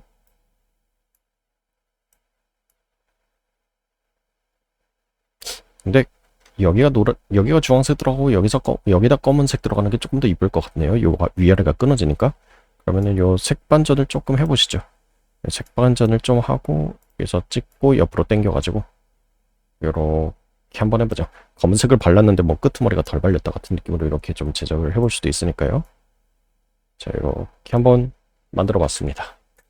자, 이렇게 하면은 가장 윗 상단에 있는 요 바는 좀 제작이 완료가 됐죠. 자, 그 다음에 여기다가 블렌드 노드에다가 연결하고, 그 다음에 이제 우리가 유니폼 컬러 노드를 꺼내서 연결을 할 겁니다. 유니폼 컬러는 그냥 색깔을 단색으로 밀어넣기 위한 노드예요. 간단합니다. 자, 그 다음에 여기에다가 밑에 단노드를 이용해 가지고 또 스티커를 불러온 다음에 요 스티커들은 다 흰색의 페인트가 들어가면 되니까 요 오퍼시티에다가 그대로 연결을 할 겁니다. 그리고 일단 요거를 베이스 컬러 쪽 아웃풋에다가 출력을 한번 해보고요. 그랬을 때 ACS 기준으로 요 주황색이 너무 튀네요. 그러니까 요 주황색의 색깔을 조금 더 연한 느낌으로 좀 빼주죠. 아이고, 스치레이트 채도를 좀 빼가지고 살짝 연한 느낌. 그리고 여기 있는 요 컬러 값을 복사를 해서 요 뒤쪽에다가 그대로 복붙하면은 조금 더 안정적으로 요 모서리 쪽도 처리가 되겠죠. 자, 요 정도면 괜찮을 것 같네요. 네. 그리고 요 밑에 있는 조절자를 이제 유니폼 컬러에 있는 요, 저는 HSV를 선호해요. 요 휴, 색상, 그리고 세츄레이션, 요 색상, 색상, 채도, 그리고 밸류, 명도입니다. 저는 이쪽을 좀 선호하는 편이어서, 그리고 요 숫자도 0에서 255는 숫자가 너무 크니까 더 짧게 입력할 수도 있는 플롯을 저는 좀 많이 선호해요. 이렇게 해서 밸류를 조금 올려가지고 대략 흰색이니까 0.76쯤으로 하겠습니다. 76쯤으로 하고 입력을 하면은 이렇게 보이겠죠. 이게 흰색이라 그래가지고 이렇게 되게 밝게 작업하시는 분들도 있는데, 흰색은 0.76에서 아무리 밝아봐야 0.87쯤밖에 안 되기는 해요. 0.87 정도도 형광증백제가 들어간 그런 대단히 밝고 얇은 티슈들이나 이 정도에 해당하고, A4 용지 정도라고 치면은 일반적인 흰색에 비해서 상당히 명도가 어두운 형태의 그런 흰색이기 때문에 이 정도가 제일 무난하기는 해요. 근데 흰색이 왜 흰색처럼 보이느냐? 그거는 요 색상 값에다가 이제 광원이 더해졌을 때 흰색처럼 밝아져 보여야만 돼요. 즉 모든 물질들은 적당한 거칠기나 윤기 그리고 기름기에 의해 가지고 빛을, 이제 외부의 빛이 들어오는 빛을 반사를 하는 스페큘러 성분이 있고, 그 스페큘러가 이제 보이는 디퓨즈 성분을 교란을 하면서 더 밝다라고 사람이 인지를 하게 되는 것 뿐이에요. 그렇기 때문에 이 스페큘러 값이 들어갔을 때의 상태를 고려를 한다면은, 네, 흰색의 컬러 작업은 0.76이나 아무리 높아도 0.87쯤으로만 좀 작업이 되어야만 이게 게임 엔진 같은 데 갔었을 때 그 요 흰색 부분이 지나치게 타 보인다거나 그런 거를 방지를 할 수가 있습니다. 그래서 이렇게 좀 입력을 해줬고요. 자, 그다음에 요 뒤에다가 이제 그런지 맵 7번을 꺼내가지고 요 뒤에 그라디언트 맵을 꺼낸 다음에 여기 이제 그 좀 세월의 풍파에 따른 얼룩이덜룩이 같은 느낌, 그런 거를 좀 추가를 해볼 거예요. 그래서 역시 인터넷에서 그런지 텍스처 같은 거를 좀 검색을 해다가 그런지 텍스처를 검색을 한 다음에 이미지를 눌러가지고 뭐 요런 데 있는 색깔들을 이제 그라디언트 노드를 이용해서 캡처를 하면 되겠죠. 그래서 그라디언트 맵에서 그라디언트 에디터를 클릭한 다음에 요 픽 그라디언트로 사진을 클릭 드래그를 해가지고 컬러를 추출하면 이런 느낌으로 뭔가 노이즈 같은 컬러가 들어오게 되겠죠.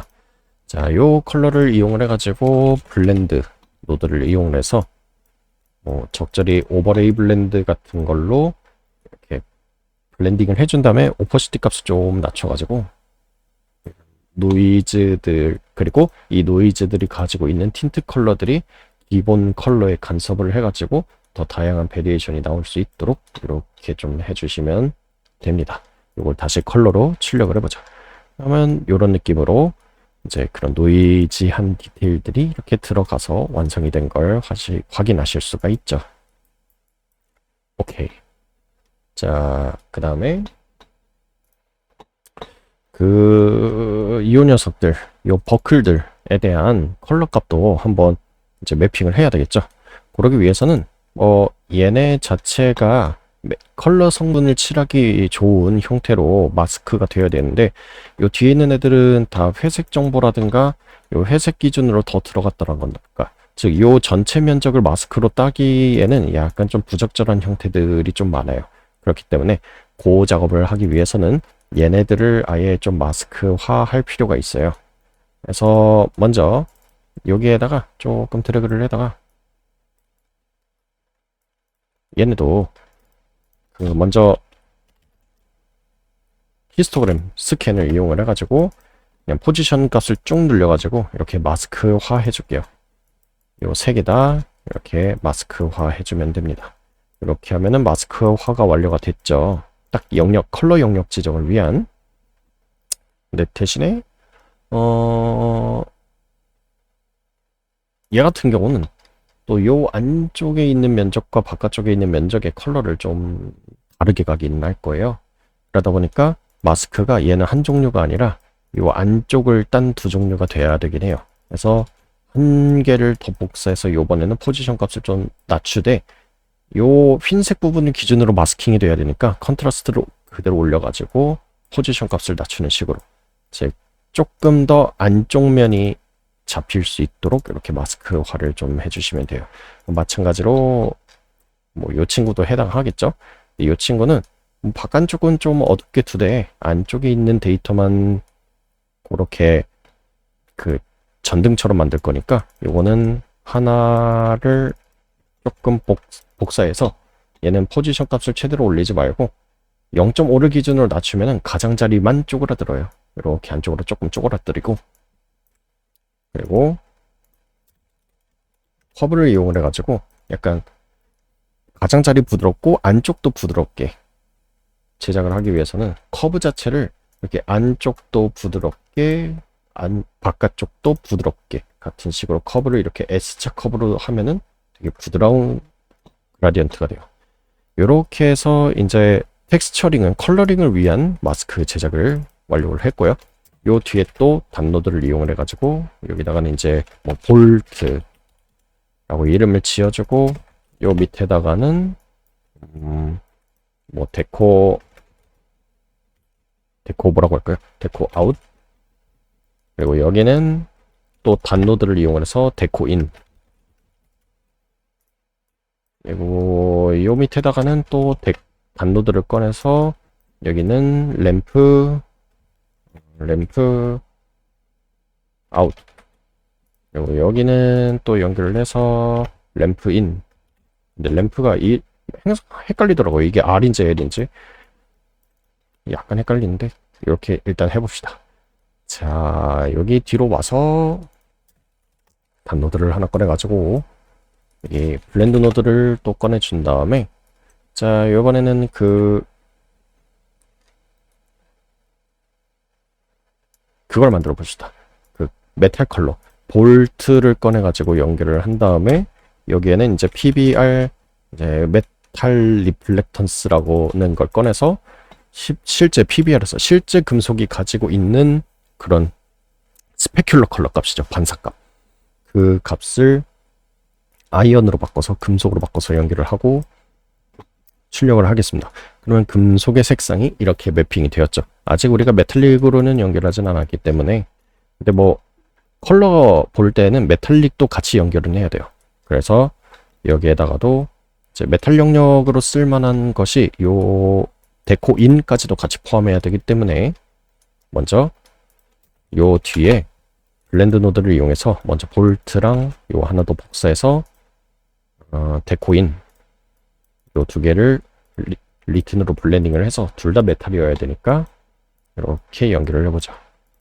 그러면은 여기까지 연결은 됐는데, 자, 여기가 보시면은 영역이 좀 안쪽으로 바깥쪽으로 너무 퍼졌죠? 이럴 때는 침착하게 데코인으로 돌아가서 히스토그램 스캔의 포지션 값을 낮춰가지고 이렇게 사이즈를 좀 맞춰주시고, 그리고 여기 가장자리가 너무 딱딱하다, 컨트라스트를 낮춰가지고 조금 부드럽게 바꿔주시면 이렇게 딱 알맞게 영역이 들어가게 돼요. 뭐 요 데코 아웃도 너무 날카롭다? 그러면은 요것도 이제 뭐 포지션을 살짝 데코인이 볼트구나. 볼트 살짝 낮추는 식으로 이렇게 부드럽게 바꿔주셔도 좋습니다. 이렇게 하면은 일단 두 개 마스크가 들어가게 됐고요. 자, 저기 부분이 이제 금속으로 쓸 거기 때문에 우리가 요 메탈릭 쪽을 가지고 와서 연결을 좀 해주면은 이렇게 금속성 컬러가 제대로 나오는지 안 나오는지, 우리가 보는 그런 금속의 묵직한 컬러가 나오는지를 확인할 수가 있죠. 자, 그 다음에 계속 쭉 연결을 해볼게요. 이 금속 작업까지는 끝났으니까 이제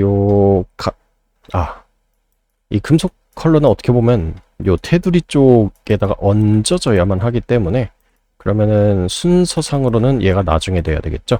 그래서 요 금속적 컬러를 뒤로 민 다음에 블렌드 노드를 요 사이에다가 한번 연결을 해주고, 그리고 요 위에 유니폼 컬러를 하나 더 꺼내서 임시로 잘 보일 수 있도록 컬러는 좀 올려두고요. 자, 그 다음에 이제 요 테두리 쪽 데코 아웃을 불러올 겁니다. 단노드 그리고 데코 아웃을 불러와서 연결을 하면은 이렇게 바깥쪽 색이 출력이 될 거고, 이거를 그대로 여기 뒤에 있는 거 시프트 클릭 앞으로 붙이면 이렇게 바깥쪽으로 텍스처링이 되겠죠. 저것도 요 범위값이 픽셀이 좀 많이 삐져나가 있다라고 좀 생각이 된다면, 또는 너무 날카롭다, 저는 요 데코 아웃을 조금 빼서, 데코 아웃 여기다, 데코 아웃을 살짝 부드럽게 빼는 식으로 작업을 좀 해줄 수도 있죠. 컨트라스트도 좀 올려서. 요 가장자리는 알파 영역이 돼야 되니까 알파가 검은색으로 침투하면 보긴 좋지 않죠? 그래서 요렇게 한번 맞춰주면 될 것 같습니다. 자, 근데 요 테두리 쪽 색깔은 밑에 있는 램프에도 그대로 쓸 거기 때문에 이것도 역시 데코 아웃과 램프 아웃을 두 개를 블렌딩을 해서 마스크를 이렇게 혼합을 해준 다음에 리튼으로, 그 다음에 여기 오퍼시티에다가 연결을 해주면은 요 색과 요 색이 이렇게 요 마스크를 기준으로 블렌딩이 이루어지겠죠. 여기 램프도 부드럽게 하고 싶으시면은 여기도 램프 아웃, 또 포지션 조금만 낮추고 0.01만 낮추고 컨트라스트 좀 올려가지고 이렇게 다듬어 주면 되겠네요.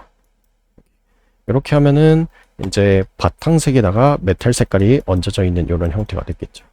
자, 이제 마지막으로 요 조명의 색깔만 한 번 더 얹어주면 되겠죠. 이것도 이제 블렌드로 올리고, 그래서 유니폼 컬러 같은 걸로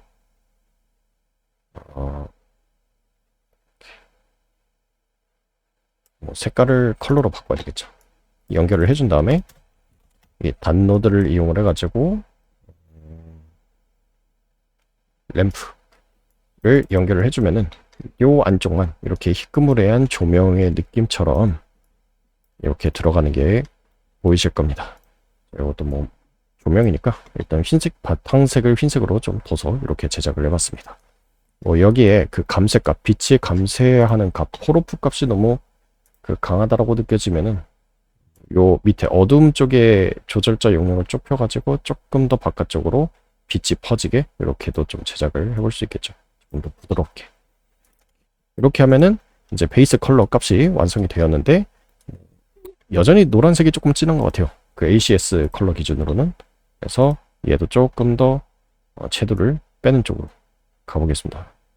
그리고 요 회색 쪽도 좀 PBR에서 쓰기에는 어두운 느낌도 좀 있다 보니까 얘도 플롯을 선택하고 조금만 더 밝게. 오케이. 요 정도면 괜찮은 것 같습니다. 자, 이렇게 하면은 이제 컬러 텍스처는 완료가 되었고요. 자, 그 다음에 메탈릭도 연결이 제대로 되었죠.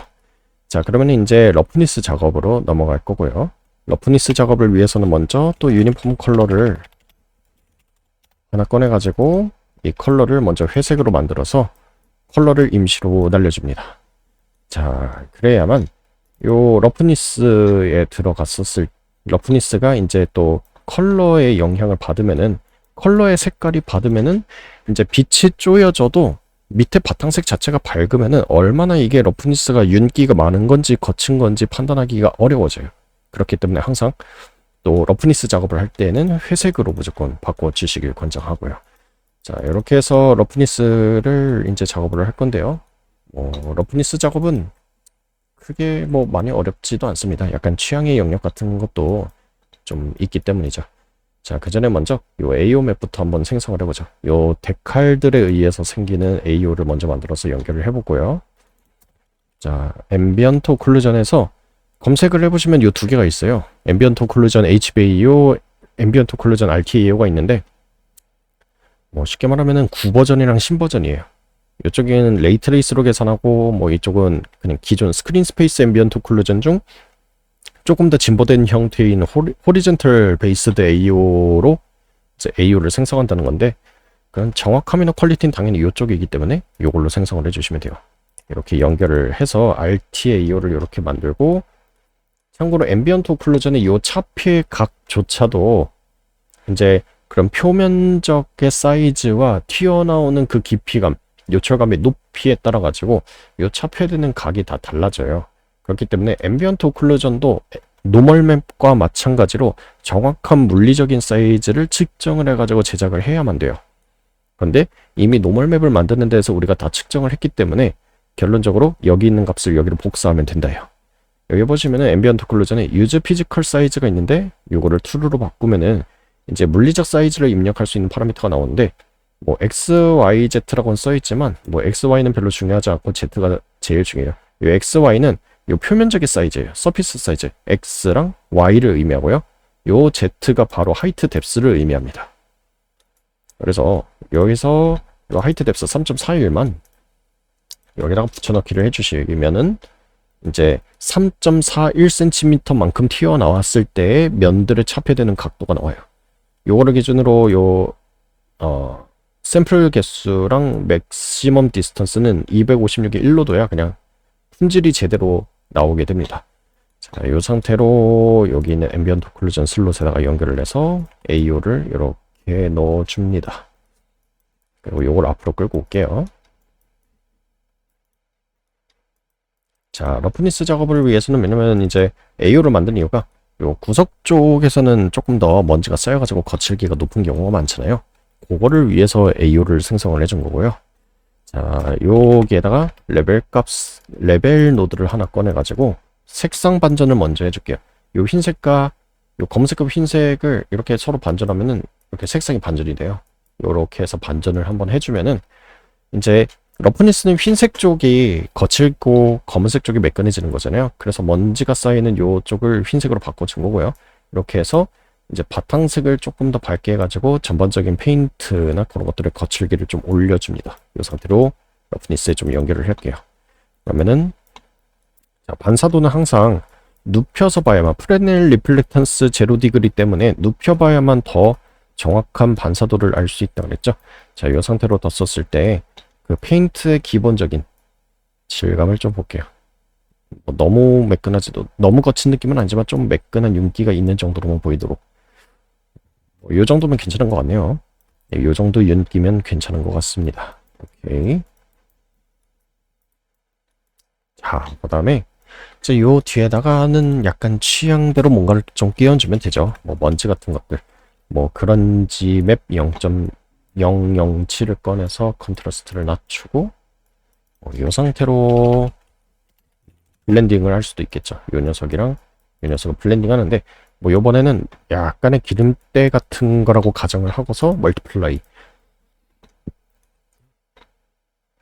이용을 해서 아니다. 멀티플라이를 하면 안 되겠네요. 왜냐면은 먼지가 이제 기름때보다 위에 얹어졌다고 가정할게요. 그러면 이 순서가 좀 잘못되어 있으니까 그런지 맵 007을 이용을 해가지고 먼저 레벨 값을 이용하고 아까와 비슷한 윤기처럼 보일 수 있도록 이렇게 레벨을 조정을 해서 이렇게 약간 거친 느낌과 윤기가 적당히 공존할 수 있도록 이렇게 제작했습니다. 그럼 여기 기름때가 조금 더 묻은 부분과 덜 묻어가지고 윤기가 나는 부분 이렇게 구분이 되겠죠?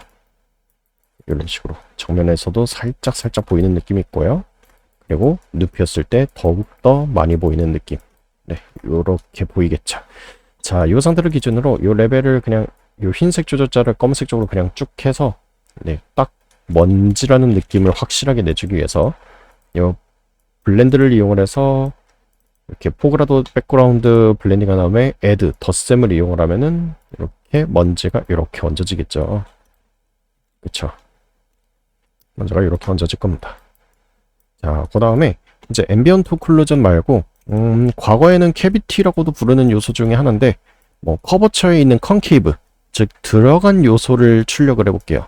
그거는 요 커버처에 소배를 이용을 해가지고 연결을 하면은 들어간 곳과 티 나온 곳에 그런 모서리 쪽에 접힘, 즉 공류를 출력을 하겠죠. 자, 여기에서 그라디언트 맵을 연결을 해가지고 요거를 요 들어간 쪽에 있는 검은색 데이터를 흰색으로 만들고 나머지 다 검은색으로 만들 거예요. 그러려면은 그라디언트 에디터에서 먼저 포지션을 중간 걸 하나 마커를 찍어주세요. 그래야 이제 중간에 있는 회색 명도를 우리가 조절할 수 있기 때문이죠. 이 상태로 요 밸류, 명도 값을 0으로 맞추면 바탕색이 전부 다 검은색이 되고요. 그리고 요 흰색, 튀어나온 거, 컨벡스도 검은색으로 만들면 다 검은색이 되겠지만 이제 가장 들어간 부분, 컨케이브, 요거 클릭을 해서 흰색으로 하면은 요렇게 검은색 들어간 부분만 딱 따낼 수가 있어요. 요렇게 딴 값을 뭐에다 이용할 거냐? 마이크로 앰비언트 오클루전이죠. 요런 들어간 부분에 대한 되게 마이크로한 앰비언트 오클루전을 잡을 거고요. 이걸 블렌드 노드를 이용해서 또 덧셈 애들을 이용해서 넣어주면은 이렇게 이게 마이크로한 요철의 틈바구니에 들어가는 요런 앰비언트 오클루전을 잡아낼 수 있죠. 근데 거치기가 그렇다고 너무 극단적으로 높을 수는 없기 때문에 그래서 요 오퍼시티 값을 좀 조정해가지고 살짝만 네, 러프니스 밸류가 올라가서 거친 먼지가 쌓였다라는 느낌. 그러니까 윤기를 살짝만 모서리 부분에서 죽여서 그런 요철감이 더 두드러질 수 있도록 이렇게 한번 조정을 해주는 거예요.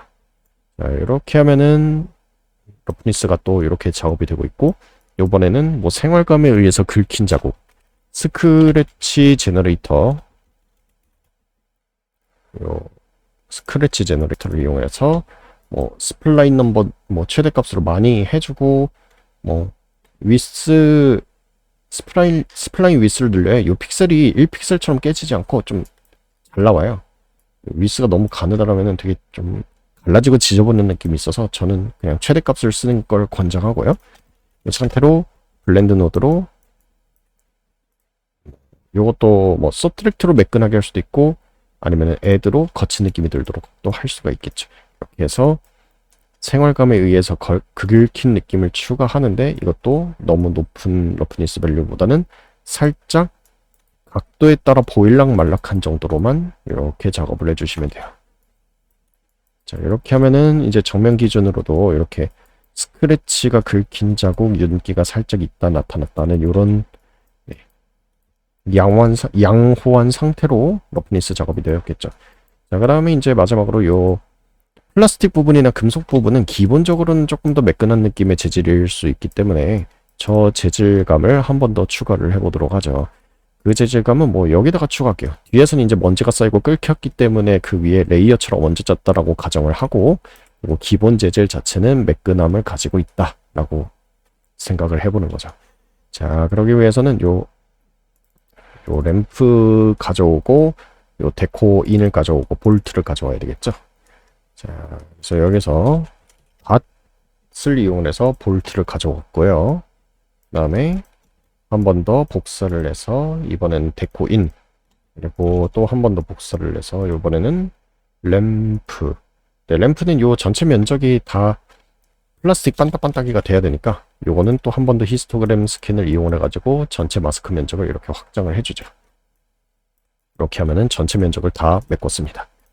요 세 개를 뭐 세 개를 블렌딩할 필요 없고 금속은 조금 거친 느낌, 그리고 플라스틱을 더 매끈한 느낌으로 한번 제작을 해보자. 그래서 금속에 해당하는 데코인과 볼트만 리튼으로 블렌딩하고, 요 먼지 윤기를 이제 A 빼기 B로 해서 뺀 부분이 요 흰색 부분이 검은색으로 나올 수 있도록 서브트랙터로 뺀 다음에 오퍼시티를 낮춰가지고 조금 더 매끈한 금속이 될 수 있도록 이렇게 바꿔주죠. 가장자리로 봤었을 때는 여기 가장자리로 봤을 때는 조금 더 매끈해도 되겠네. 더 뺄셈을 해서 오케이. 요 정도면 좋을 것 같네요. 금속이. 오케이. 요 정도면은 좀 금속다운 러프니스인 것 같습니다. 오케이, 좋네요. 자, 그 다음에 또 요 플라스틱의 윤기를 조절하기 위해서 이제 뒤에 더 매끈해야 되겠죠. 요 금속보다 더 매끈해야 되니까 요것도 순서를 바꿔서 요 X자는 지난 수업 때도 말씀드렸지만 한 번 더 말씀드리면 이 X자를 그대로 바꾸고 싶으시면 두 개 다 선택하고 X 버튼만 누르면 돼요. X 키만 누르면 이렇게 바뀝니다.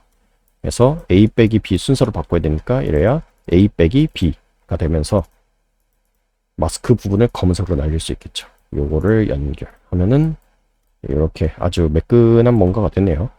뭐 거울처럼 매끈할 필요는 없으니까 이것도 살짝만 낮춰서 그냥 상이 좀 보이는 정도. 오케이. 요 정도면 괜찮을 것 같네요. 얘보다 살짝 거친 정도인데 금속 조금 더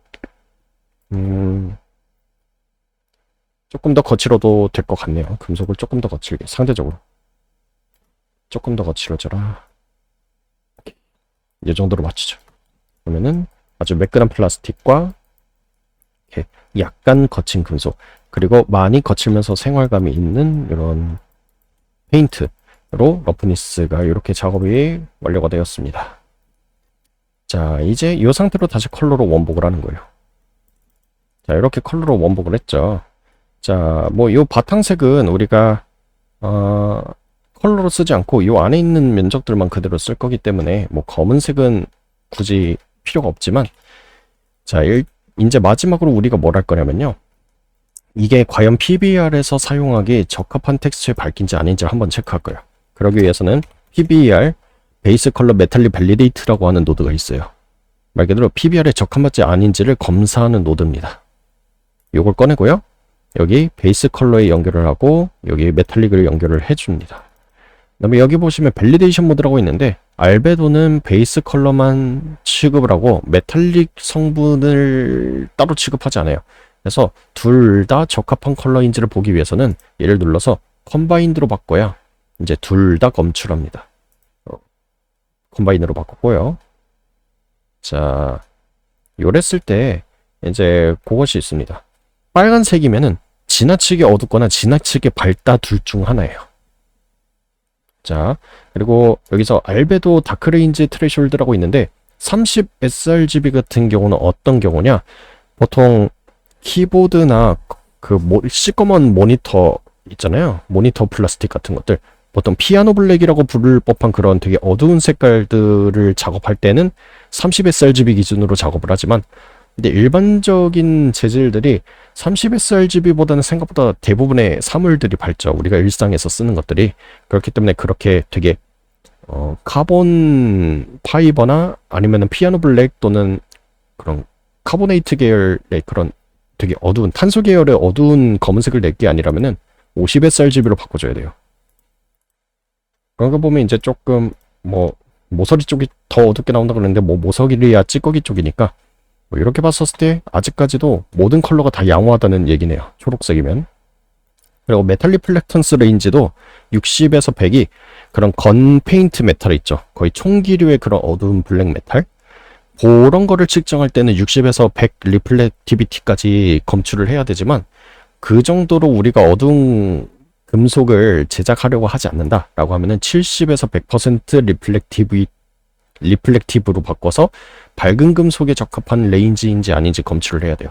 그래서 요거까지 눌렀을 때에도 아무런 이상이 없다. 근데 여기는 요 흰색 이미시브 부분이 뭐 너무 밝다라는 건데, 뭐 여기는 이미시브 부분이니까 이렇게 남길 수도 있고, 아니면 굳이 물리적으로 정확하게 맞춘다면은 저것도 살짝 어둡게 해서 이렇게 컬러를 맞춰주시면 돼요. 0.95쯤으로 해도 크게 현재로서는 문제가 없다라고 판단이 되고 있네요. 자, 이렇게 됐으면은 이제 우리가 엔진에 올렸을 때에도 너무 타거나 너무 검게 나오지 않도록 올바르게 텍스처를 물리적으로 제작을 했다는 의미니까 이제 안심하고 익스포트를 해도 괜찮은 상태가 됐죠. 자, 이렇게 검출까지 완료가 되었으면은 우리가 드디어 전체 텍스처링 작업이 완료가 되었습니다.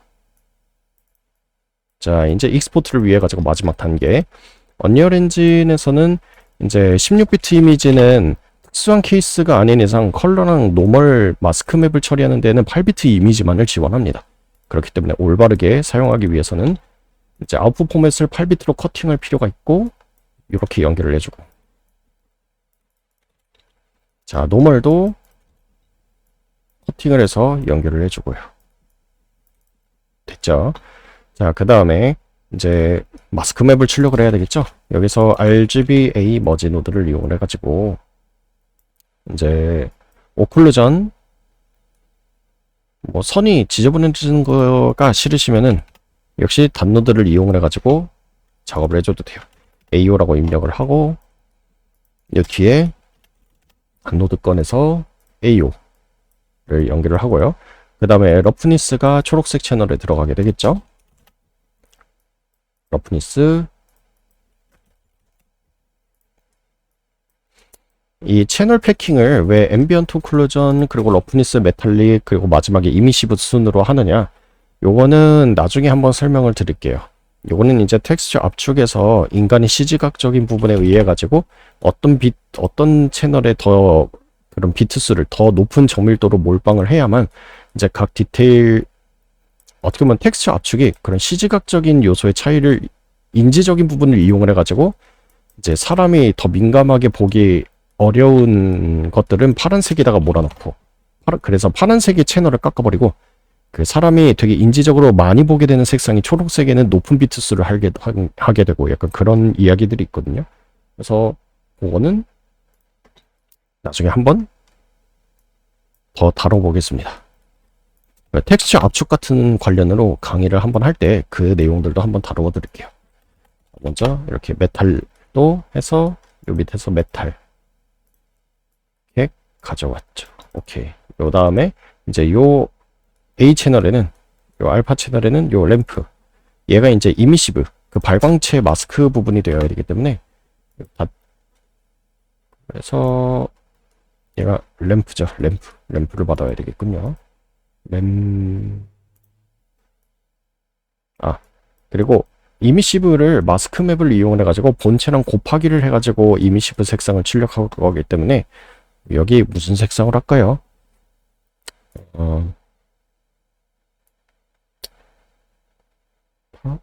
파란색? 파란색이 뭐죠? 파란색. 이렇게 뭐 이런 파란색으로 좀 해보겠습니다. 뭐 이렇게 했을 때도 메탈릭 밸리데이트 같은 거를 체크를 했었을 때 BAR 메탈릭 밸리데이트 뭐 문제가 없다면 뭐 지금은 메탈릭은 아까 체크했으니까 알베도만 체크하죠. 근데 역시 이상이 없군요. 그러면은 자 요것도 아이고 다시 아니라 블렌드 노드를 이용해서 맨 위에 있는 요 점에 들어오는 컬러 여기에 들어오는 데이터 값의 크기가 중요해요.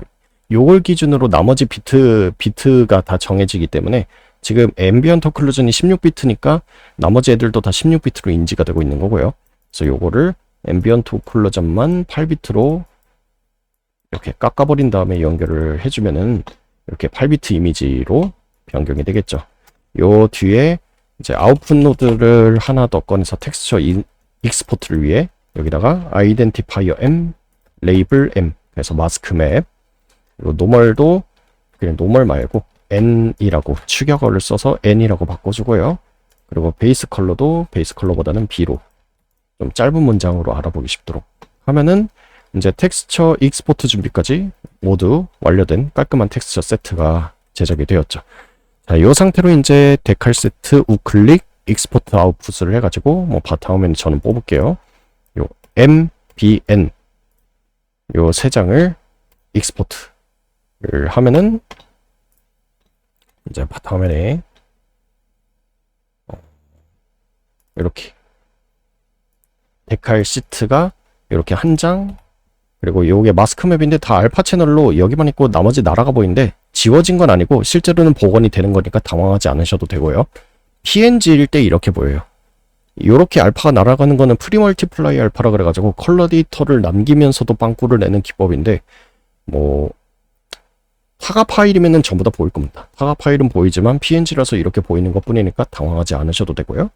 넘겨서 이제 노멀까지 이렇게 3종 텍스처 세트가 모두 다 제대로 뽑힌 게 보이시죠? 자, 이렇게 하면은 이제 SF 박스 제작을 위한 텍스처 매핑, 텍스처 제작 단계는 요것으로 모두 마무리가 드디어 됐습니다. 자, 이제 요 강의 이후로는 이제 SF 박스의 UV를 피면서 이제 텍스처링을 하는 단계로 넘어가게 될 거고요. 그 다음에는 이제 3D Max에서 그런 웨더닝 효과 같은 거를 쉐이더를 3D Max에서 먼저 구현해보는 그런 시간도 가져보고 그 다음에 버텍스 컬러 지정, 그리고 더 나가서 이제 마지막으로는 게임 엔진을 올려가지고 라이트 셋업 및 이제 쉐이드를 통해서 최종 아웃풋을 내는 것까지 해가지고 마무리를 짓도록 하겠습니다. 자, 요번 데칼시트 제작 7강도 잘 따라와 주셔서 감사드리고 다음 강의 때 뵙도록 하겠습니다. 수고하셨습니다.